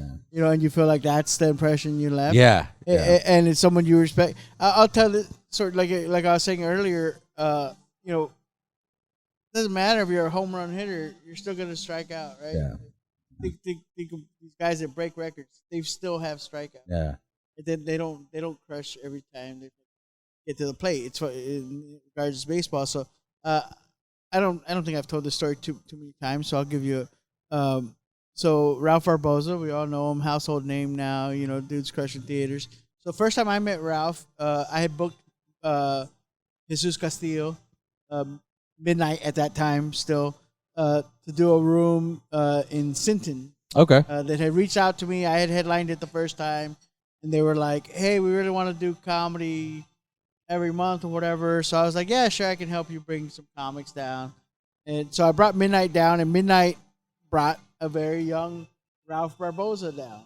Okay. Wow. Now this is a dive bar on the side of the road, Highway 77, out by Sinton. You know, beer joint. You know, Mexican cantina style. Guy gets up there and you know, bombs. He eats a complete dick. You know, and he not avoided me, but Midnight would tell me, he goes, "Oh, Ralph hates that that's the only time that you know that you saw him." And I was like, no, but I I know the kids better than that. You know, I've heard the rumblings were there for Ralph when he first started. Everyone, anything I had heard about him, everyone knew he was something special. Yeah. From the jump. So, it's okay to have a bad. Anybody worth impressing or that you respect their opinion. Yeah. Like you with Raymond. Yeah. Raymond's been doing this a long time. You know what I'm saying? Raymond knows judging someone off of one set is not the way because That makes sense. Because any killer out there knows that they have their fair share of bad sets too. But what means a lot more is you got back up there. You waited until you were ready. You got back up there, and you had a stronger set the second time, and you showed that growth. Growth is more important than just always being on top, because you're never always going to be on top. That's true. That's true. The world just doesn't work that way. Yeah. Yeah, I appreciate it, man. Yeah. Thank you. That's a good. Goes to you. Appreciate it, man. It was a great experience. Thank you to Mario for inviting me, and thank you for Raymond for having me. And it was a great crowd. I better see great like 10 crowd. clips from this fucking. I didn't record any episode, of it. bro. You Oh, didn't record- this? Yes, no. yes, 100%. Yes, I'm dropping gems here for you, motherfucker. yes, 1,000,000%. I want to see some inspirational music, like heartfelt shit. I'm gonna play "My Heart Will Go On" by No, like Celine Dion. I want to on some Motivation Monday shit. Man. Dude, I'm gonna I'm go. on a fucking meme, bro. Like I'm trying to give you fucking knowledge here right now. You're gonna see the most clips from an episode from this one, and they are gonna There's like have 20 full clips production right now. behind it and everything. I'm gonna do the "In the Arms of an Angel." But yeah, it was a great show. I'm excited to go Is this back the there whenever biggest I get a audience you've chance. ever had for a podcast? No, a couple weeks ago You've had we it had. filled in here when you're sitting here, and everyone just ignores you when you're doing this. Yeah. After we break down, a lot of times when we're walking out, they're like, "Oh, so what are you doing?" They kind of leave you alone as it's happening. Yeah. That's cool. I hope at one point it'd be cool if we did like a live audience to where people are actually here to watch us. That'd be fun. I haven't. I don't think I've told you yet, but I announced on the podcast I'm gonna do. I already got the green light from Kaylin, the owner here. I'm gonna do a That Dude Talks comedy showcase here. Oh, cool. And everybody that's on the showcase is going to be a previous guest from the podcast. So to promote the show, I'm going to do clips of the podcast and clips of their stand-up. That's And good. then, Great. so I'm excited for that. Great idea. I'm aiming for December. I just need to lock a date in. And it's going to be a fun time, man. It's going to be a fun time. I'm not going to show my hand because I have this little contest going on. If you can guess the lineup other than the headliner by watching all the previous episodes. If you can guess the lineup, I'll get you like free drinks that night or something. So that's in there. Be careful with That's in that. there. Free I'll get you two free drinks. Two free drinks. Two Not free all your drinks. drinks. Two free Yeah. drinks if you can guess the complete lineup other than the headliner. Because everybody up until that show, other than the headliner, have been on the show. The guy that I have in mind to headline is going to be on the show that weekend. So Okay, there you it'll be go. fun. It'll be fun. I'm excited, man. Ronnie, is there anything that you have coming up? Any shows that you got coming up? I'm going to Isla Grande on Thursday. Oh yeah, you're doing Isla Grande for the Like first your- time. Is Isla Grande A debut? debut? Yes, sir. Yes, sir. I'm very That's excited awesome. Who are about you it. doing that with? I'm doing it with Miguelito Okay. and then JJB. That's a great question. Let me. JJB.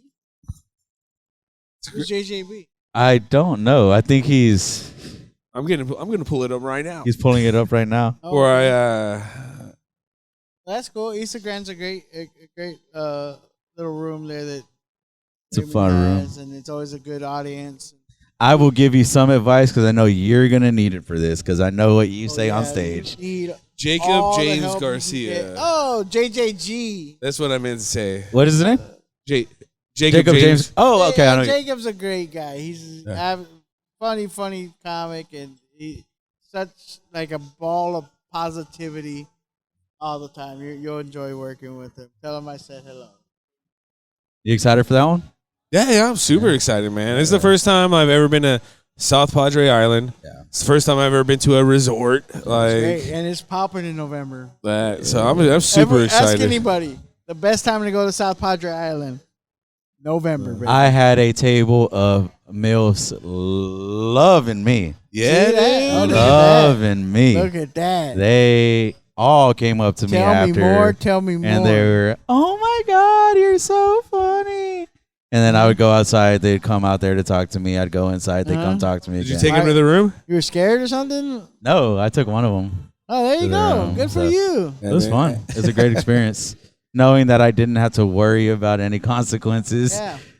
was great. It was a lot of fun. So shout out to you, lady. I didn't get your name, but you were cool. Thanks You're for the awesome. memories. Thank you for the memories. And the memories. and the memories. It was a great experience, man. But you're gonna love it.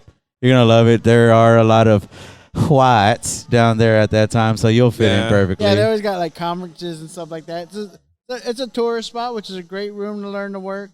Because you don't have this like homogenous audience that we kind of get used to when you're just doing the same mics in the same rooms. Yeah. Everyone kind of knows.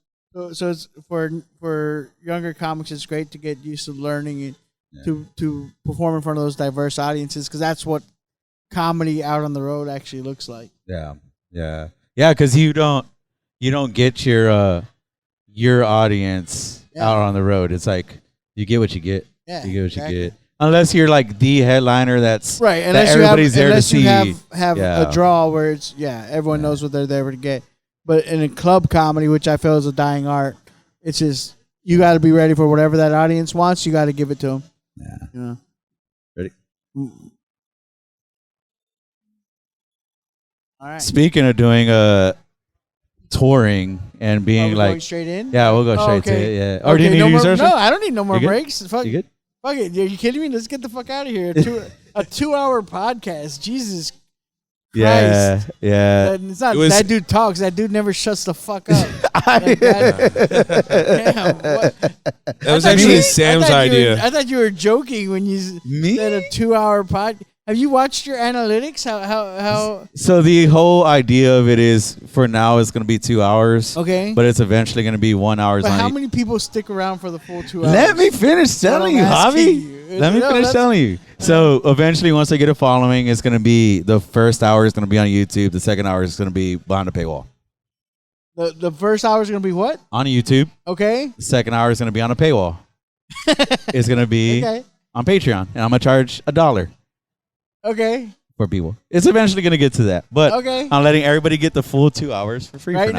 now, and then you're gonna take it away. Yep, So like a drug now dealer. you gotta pay. Everybody gets a taste. First taste. The first taste. The first 10 It's free. tastes is free. That's cool. The Whiskey Brothers back in the day, which I don't think they do the pod anymore. I heard. I was a huge fan of theirs back in the day, and they I don't know, they did something like over 1,000 episodes or something like that, but they archived theirs, and they would like put like every 100 episodes they'd put it in the vault like once.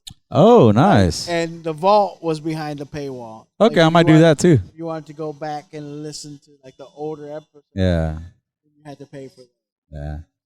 Oh, eventually, I'm figuring it out. But for now, y'all are The getting thing this is, for the free. Podcast is, but you're talking about podcasting. It's going through this renaissance right now, Yeah. right? But it's not a new thing. So there's a lot to learn. Like people that have been successful Yeah. at doing this, so you can go back and see what has worked for other people.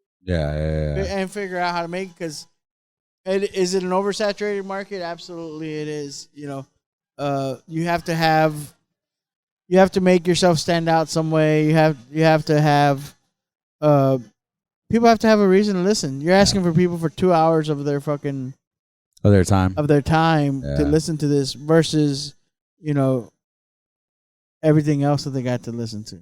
That's true. And you're really throwing your hat into the ring with, the bigger podcasts, the Joe Rogans and the Theo Vons and everyone else that's taking up 3 hours of their day. That's very true. You know, you're not competing with the other local comic that has a podcast. Yeah. Y'all are both competing with. Yeah. Because you're talking about one of the most valuable commodities people have, which is their time. Yeah. They're giving you their time every week. So just make sure you're giving them 2 hours. Look here, Javi. If you didn't want to do 2 hours, you could have just told me I'm before. just saying, man. No, I'm just kidding. Saying, man. No, you're right. You're right. Actually, I haven't really looked into it. Yeah, I I'm just really kidding. looked into I'm it. just kidding. Even I if need you to break, look into you know, because if people aren't even making it to that second hour, then you need to. Yeah.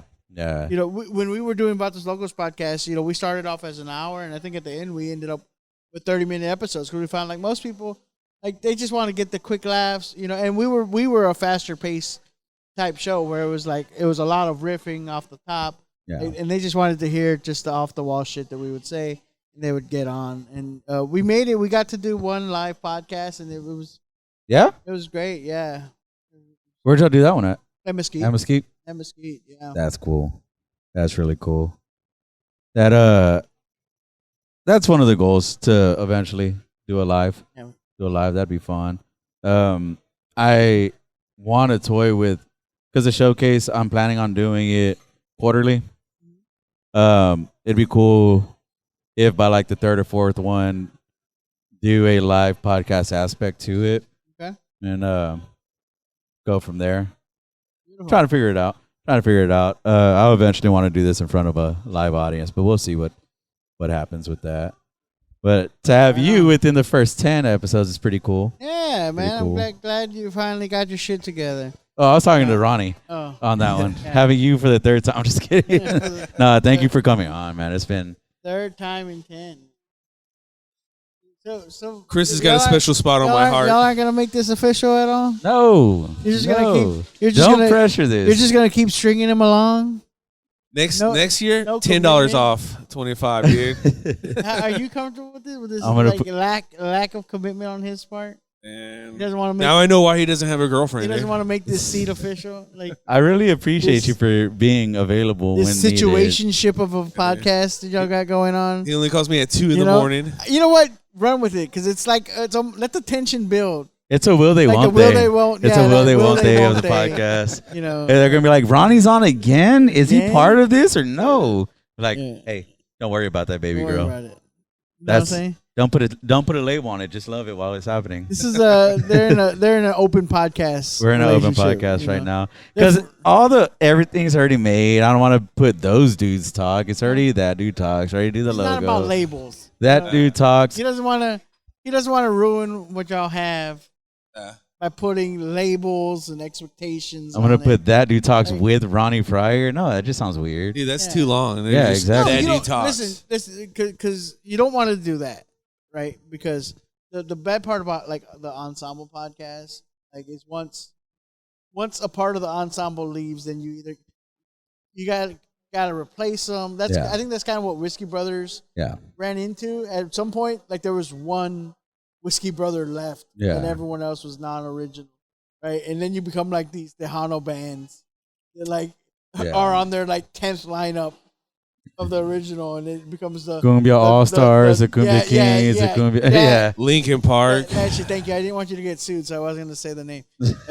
But yes, that where you have these little splitter groups, Yeah. or whatever. Now the audience is like, oh, I didn't even know that guy was part of the original lineup. Who's that? You know, and I was the so Six it's- Jackson it's- brother. So yeah, so when you're starting, so it's for me, it makes much more sense that that's his podcast. That's the co-host, and the co-host is great, and the co-host is important, but your name's not on the masthead. Because at some point, if you leave, that seat can get filled with somebody else. It's still Chris Longoria's. I'm just saying. I mean, if you're looking for the longevity of a podcast. Yeah. Now, I also believe that podcasts can have a run. Some podcasts are, hey man, that was a great podcast for a year, 2 years, and now we're on to another one. Now we're doing something different. But if you're trying to build something to where like you want that dude talks universe, and you got paywalls and the merch and whatever, well, then that takes years to build something, and maybe next year Ronnie decides he wants to fucking move to Austin. Yeah. You know, so yeah, so you wouldn't like rebrand it as That Dude Talks with Chris and Ronnie, because then you become fucking, you know, Rex Gabriel, where it's like, you know, it's two guys in the morning, but there was like the second guy was always different. You know, there was like Yeah. 5 of them. Yeah. You know, Yeah. you know who's the second guy in the morning? I think we're gonna chalk it up to whenever I have Ronnie on, Ronnie's on. Yeah, this is Ronnie. Because Sam's my guy in the chair right I know now. I switched up, man. I was with you at first. I was trying to get you.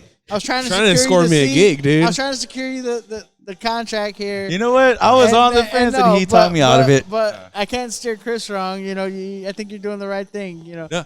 you don't. Yeah, so fuck you, I Ronnie. agree with that though. Like, bring me on. I wouldn't be like, nah, I don't want to be That Dude Talks with Ron. It doesn't even sound right. You know what Yeah. I mean? Yeah. To change anything, Yeah. it's just another additional aspect too, right? But conversation changed. Can we talk about the Burger Boy, dude? Hold on. Wait. I got it. That dude and a lesbian. There we go. I think Chris and Ronnie does sound very morning radio though. Chris and Ronnie Drive talk. time with Chris and Ronnie. Whoa, all right. And we have the radio guy here Yeah. to help us with that. Ahooga. All right, so yeah, let's get to Burger the Boy? merch. Let's get to the merch because you have the Burger Boy shirt on. I Oh, was, Dude. I do, man. I rep the Burger Boy proudly, bro. yeah, Not Burger a sponsor, Boy is, but if they want to be, Burger Boy. you know what I'm saying? He is a San Antonio Allegedly, allegedly. allegedly, you need a San Antonio comic to rep your stuff. You know what I'm saying? You know what I'm saying? A working comic needs a working man burger. And a working man's burger is Burger Boy. That's right. Well, they actually have. That's one of their menu items. Yeah. It's called the Working Man. Oh yeah, it is. Yeah. It's, I don't get to go there as often. Yeah, I like Burger Boy. I love me some Burger Boy. I love Burger Boy and I love Pete's Harry's, and this might be sacrilegious being from Corpus. I like both of those more than Whataburger. Yeah, you know, Whataburger. Listen, I'm a ride and die with it, but I understand. I understand that a lot of that's based on nostalgia, Yeah. right? Yeah. Whataburger is my Titanic. Yeah. I'm Gotta I'm go a, down with the ship. I'm gonna go down with that motherfucking ship, right? It's like being a fucking Cowboys fan. Yeah. Everybody's gotta have that one thing that you're gonna go down with that fucking ship, right? Yeah. And I think a lot of the people are like, oh, why do y'all like Whataburger so much? It's the memories, you know. It's the nostalgia. You remember your first Whataburger, when it was good, Yep. you know. All the trips with my grandpa You know, I remember. going. Yeah, I remember Yeah. Whataburger with the back-to-back championships. You know what I'm saying? I remember the first time you had an A1 thick and hearty burger. You know, I remember when a Bob was a Bob. Yeah. I'll tell you what, I will never admit that In-N-Out is better. I would die on that hill that No. Whataburger it's is fine. over It's In-N-Out. not- I'm not But- gonna act like it's not good, but Yeah. it's not. I still prefer. I'll take a bad Whataburger over. Yeah. I'll still get a Bob over Yeah. anything else after 12. First of all, I don't understand. I don't understand the In-N-Out fries. And I know they say, "Oh, you gotta have them animal style." Well, yeah. No. Anything you cover in Thousand Island dressing is gonna taste better, Yeah. right? But underneath it, the fries themselves are still cardboard. I am going to die on this hill. That's the same thing with me and Cane's. I don't Sauce, care for they're- if you need the sauce, They're then it's not relying on good. the sauce too If you much. need the sauce on the bread, then Yeah. the main course, which is the fucking chicken that absolutely. your whole thing is supposed to be based on, if it needs the sauce, it's not good. Absolutely, like that's why Texas barbecue is still the best. Every other Did North you need Carolina- barbecue sauce when I made barbecue the other day? You can have it. No, You could have it, but you You can didn't have need it, it. but you didn't need it. That's like with Texas barbecue steak. does not rely on the sauce. The sauce Like a steak. If you need sauce for a steak, that steak sucks, dude. It's like sauce on a steak, right? And everywhere else, I feel relies on the sauce Yeah. too much, right? You got Kansas City, you need the fucking sauce. Like Kansas City barbecue without the sauce, I love Kansas City barbecue. It's great, right? But it's sauce reliant. Yeah. The sauce ain't right, it ain't Kansas City barbecue. The sauce ain't right. It ain't right. Never mind. That didn't work. So you know, it is what it is. You know, you Yeah. get Speaking of, I wanted to get to this earlier. You've been doing the road for a while. long while. How long have you been touring with Chingo? Chingo, I just wrapped my 10th year. 10 years. With him. Jeez. Yeah. You've been so you've seen pretty much everywhere in the US.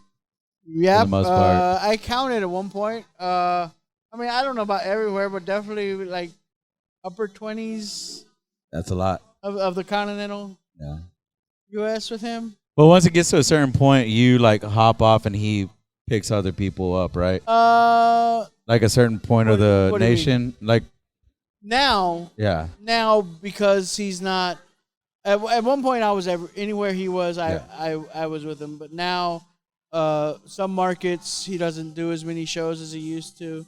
You got to realize that as a working feature as you're working for a drawing comic, your pay per show, right? Plus your travel and whatever else you have worked in, but you're paid per show. Is it worth you going across the country to do one show at your rate? You know, and as a feature, a lot of your money's coming from, yes, you have your pay rate for the show, but you're also on merch sales. Well, you're not going to sell as many merch in one show as you would in 4 shows. So it comes down to logistics. Is it worth me going out to do all these nationwide shows with him anymore? No, but I'll still do major markets with him when he does Denver. You know, Chicago. It used to be Chicago, but Chicago right now he's doing a smaller club now. Okay. And you know, it's just whatever. You know, until he has his next pop and he's doing that many shows. Yeah, man, I know I've seen y'all two multiple times together at this point. I haven't seen y'all with the current you and Patrick Christopher, which I love. Patrick joined us for the Texas, a lot of the Texas shows this year, second half of the year, and yeah, man, I'm the last of the original lineup, really, for a large part of it.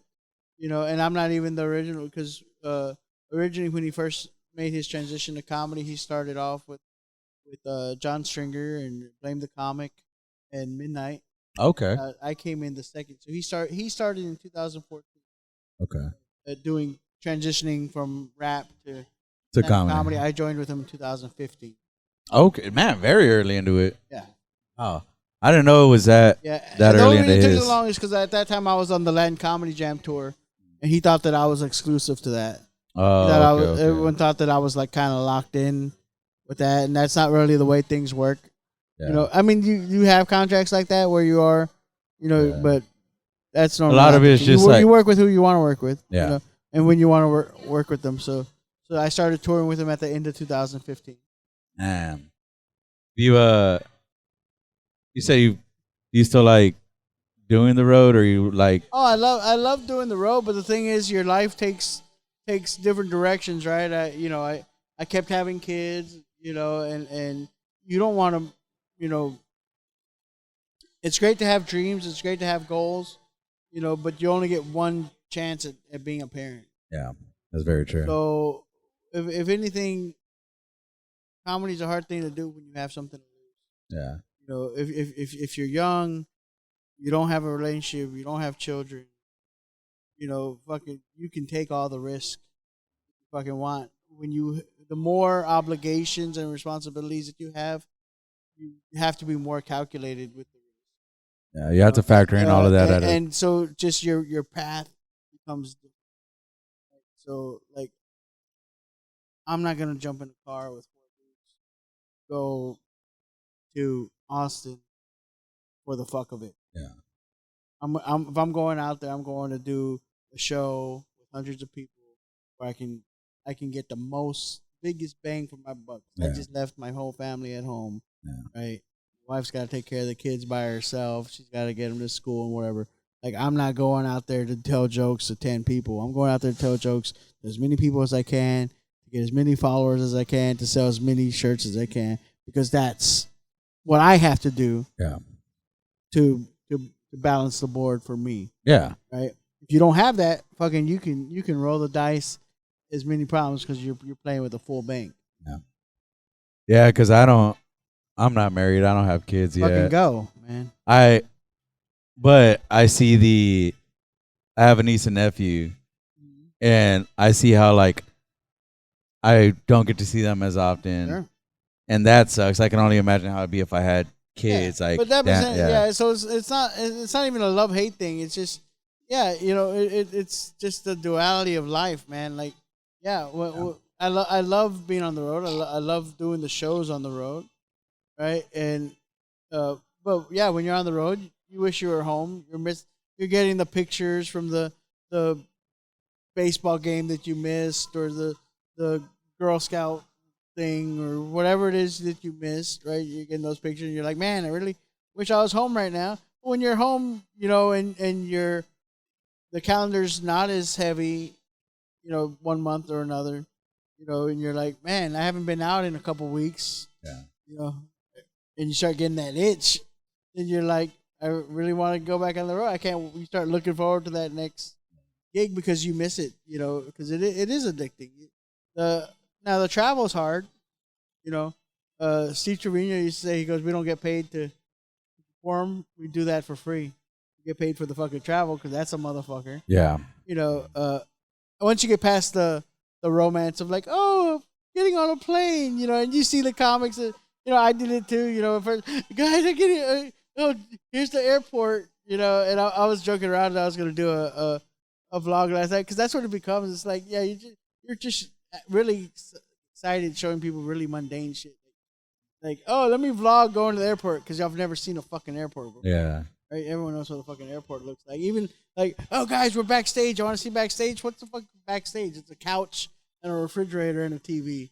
Yeah. Like, you've never seen a fucking couch before? Like, no, but it's your excitement because it's new to you. Once it becomes not new to you anymore, then that excitement's not there, and now it's the mundane and it's routine because a green room's a green room and a fucking airplane's an airplane. Yeah. And it's just and a hotel room is a hotel room. And when it's every week, that's not exciting anymore. Now you just have the excitement of the show. Yeah. And this is a different crowd of people. And it's fleeting, right? Because once it's over, once the meet and greet's over, once the merch sales are over, you've taken the pictures, and you're back in the hotel room by yourself, fucking eating reheated DoorDash, and it's on to the next city. Yeah. Or maybe it's back home for a few days. Yeah. It's something you can't. You'll never understand it till you're there. It's not something you get tired of, but it's something it changes. Yeah. You look at it. The perspective for it, for the excitement for it, isn't always going to be the exact same. At one point in our peak, we were doing 150 shows a year on the road. You know what I'm saying? I was out Wednesday through Sunday, and home Monday and Tuesday. Sometimes we would leave on Thursday, depending on whatever the schedule was. So Monday through Wednesday, that was my time to take the kids to school, go have lunch with them up at the school, whatever. That's what being a full-time road comic looks like. And not everyone can do it. Yeah. Like, it's just not, because it is wearing and tearing, and you're missing a lot. You're gonna miss the birthday parties, my brother, my sister-in-law, I haven't been to one of their birthday parties in years because normally it's in October. Yeah. And that's busy. And that's usually when we're wrapping up the tour for the year. Yeah. So we end in San Antonio every year. A couple years we ended here in Corpus. But San Antonio is usually the last stop for the tour. Man, I never really thought about it that way because we're over here still trying to get it, but then once you get to that, it helps to know what you're asking for, right? Yeah. And sometimes you listen. Like sometimes you're not gonna listen, and you got to find stuff out for the hard way. Maybe the experience is gonna be different for you, but everyone decides for themselves how much they're willing to sacrifice for what they want. The important thing is what you want. Yeah. Not what everyone else tells you should be striving for. Don't let anybody else define what's success for you. Yeah. If you want to be fucking Kevin Hart, you're going to have to sacrifice the way Kevin Hart did. Yeah. Right? That but if you want to just be, you know, Raymond Orta, then you should be looking to whoever has the closest to the mark of what you're striving for. Yeah. And look what they did, and because not everyone's path is going to be the same. Yeah. And are you a single guy? Are you a married guy? Do you have kids? Do you not have kids? You have older parents That's part of it that too. you have to take care of. What everyone's situation is different, so why would everyone's path be the same? Yeah. It wouldn't. There's no one way to achieve, but you have to know what you're trying to get out of this, and what you're willing to sacrifice to get that. Because don't kid yourself, it takes sacrifice. Oh yeah. It takes absolutely. sacrifice. Like I said, at the bare minimum, you're just missing out on stuff because you're not going to be here. Because comedy is done on the road in front of strangers. Yeah. That's where it's done. It's fun to perform for our friends and our family, people that know us and get the jokes, but that's softball. Yeah. Comedy on the road is hardball. Yeah. I'm hoping to get to experience more of that Yeah, you will. as the career progresses. Actually, don't like performing in front of people I know. Yeah. I feel like then there's a set of expectations versus strangers. If I have a bad night, dude, no one's the fucking wiser. But when it's people I know and I have a bad night, that's what they think of me going forward, right? Yeah. Yeah, and that's going back to the to me, I was telling Joshua J. Nitto last night. I think I already said that I love this is the best job in comedy. Being a feature for somebody that's drawing hundreds and hundreds of seats. Because when I walk in there, when I walked in that green room last night, the people that were there to see Chona E didn't know who the fuck I was.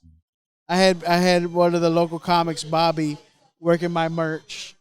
And they wanted the merch set up beforehand. So he's there. He has the merch set up. And he's telling people, like, people are like, look at the merch, and he goes, they're like, oh, who's this guy? Oh, he's really funny. You're going to like him.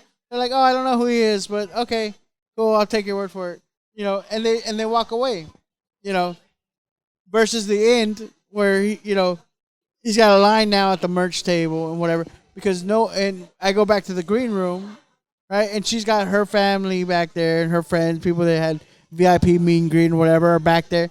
No one knows who the fuck I was. I was sitting in the opener's green room, and they brought back these three ladies who were they did like a contest, like a grito contest and a dancing cumbia contest or whatever. They brought back these three participants, and they're back there in the green room, and they're sitting around, and they thought I was there to be in a contest too. They're like, "Oh, are you gonna do the grito contest?" I'm like, "Oh yeah." Sitting there, you don't know who the fuck I am.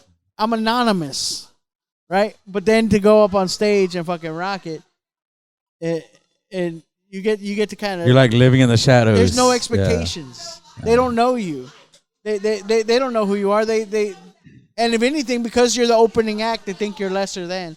So the bar is low. So it's real easy to fucking exceed any expectations that they have. So it's really the sweet spot. If you can find a headliner that'll pay you fairly, that'll let you sell your merch, and it's a good gig. If That's you can good. get it. Good. Everyone spot wants to at. be at the top, man, but it's stressful at the fucking top, bro. I've seen it.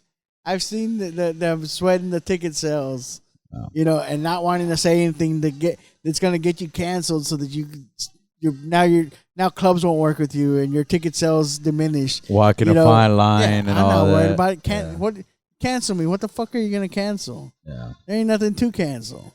Man. I get you, man. We only have a couple more minutes, but there are a couple more things I want to. One more main thing I want to ask. Let's do it. Let's wrap it up. Let's close big with Just it. because I don't get to add the people that I've performed with, that I've had on the show so far, are all on my level, and so I don't get to ask this question. Do you prefer performing in theaters or clubs? I love comedy clubs, man. Yeah.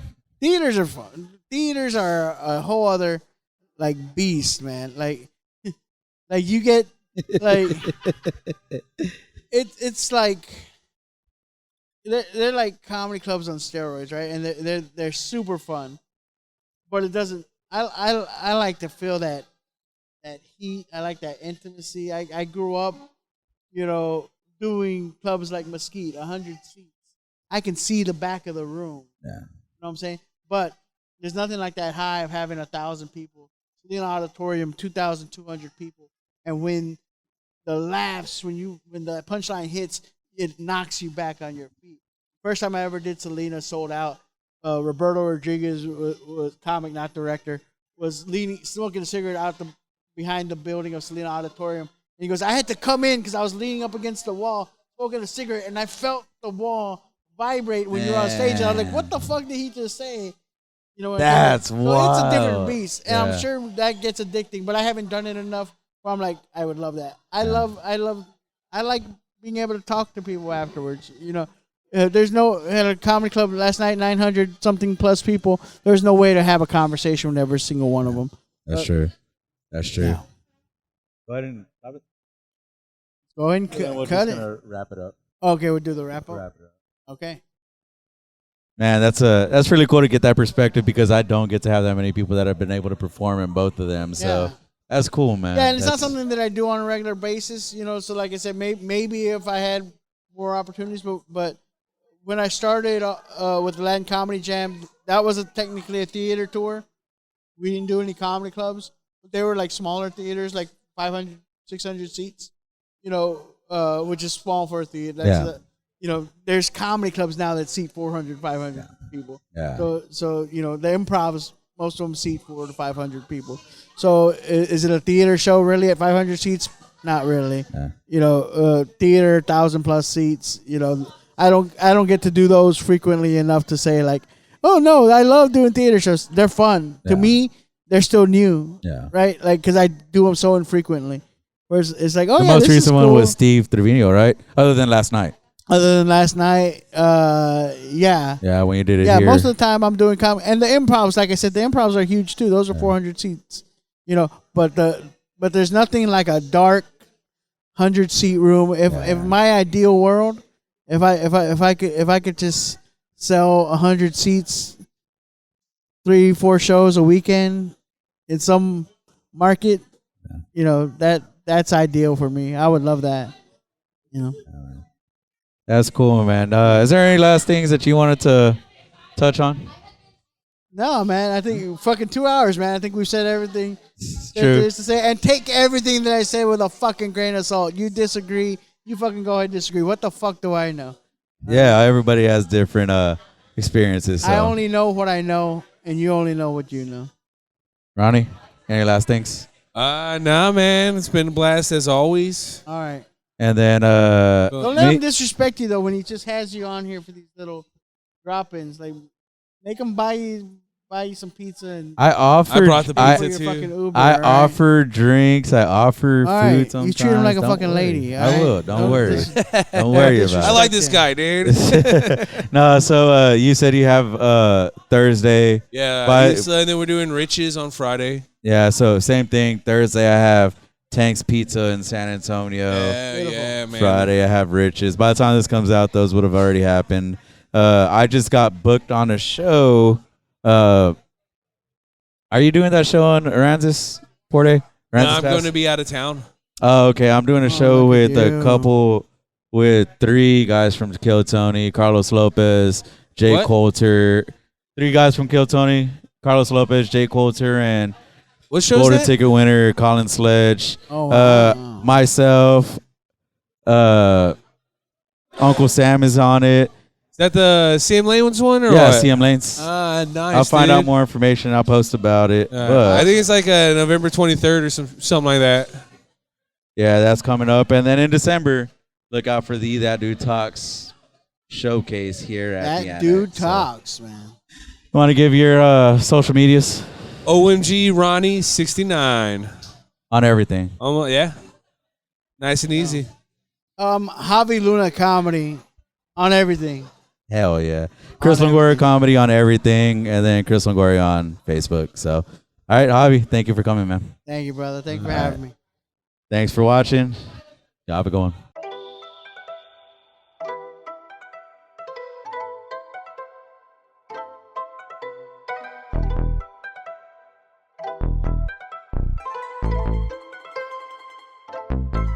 I just wanna be a baller, you know money taller. Answer when I call her, shorty wanna holler. Get into the dollars, get into the guala. And I spend a lot of, cause I know I got it. I just wanna be a baller, you know money taller. Answer when I call her, shorty wanna holler. Get into the dollars, get into the guala. And I spend a lot of, cause I know I got her. I ain't scared to spend, I'ma make that bag.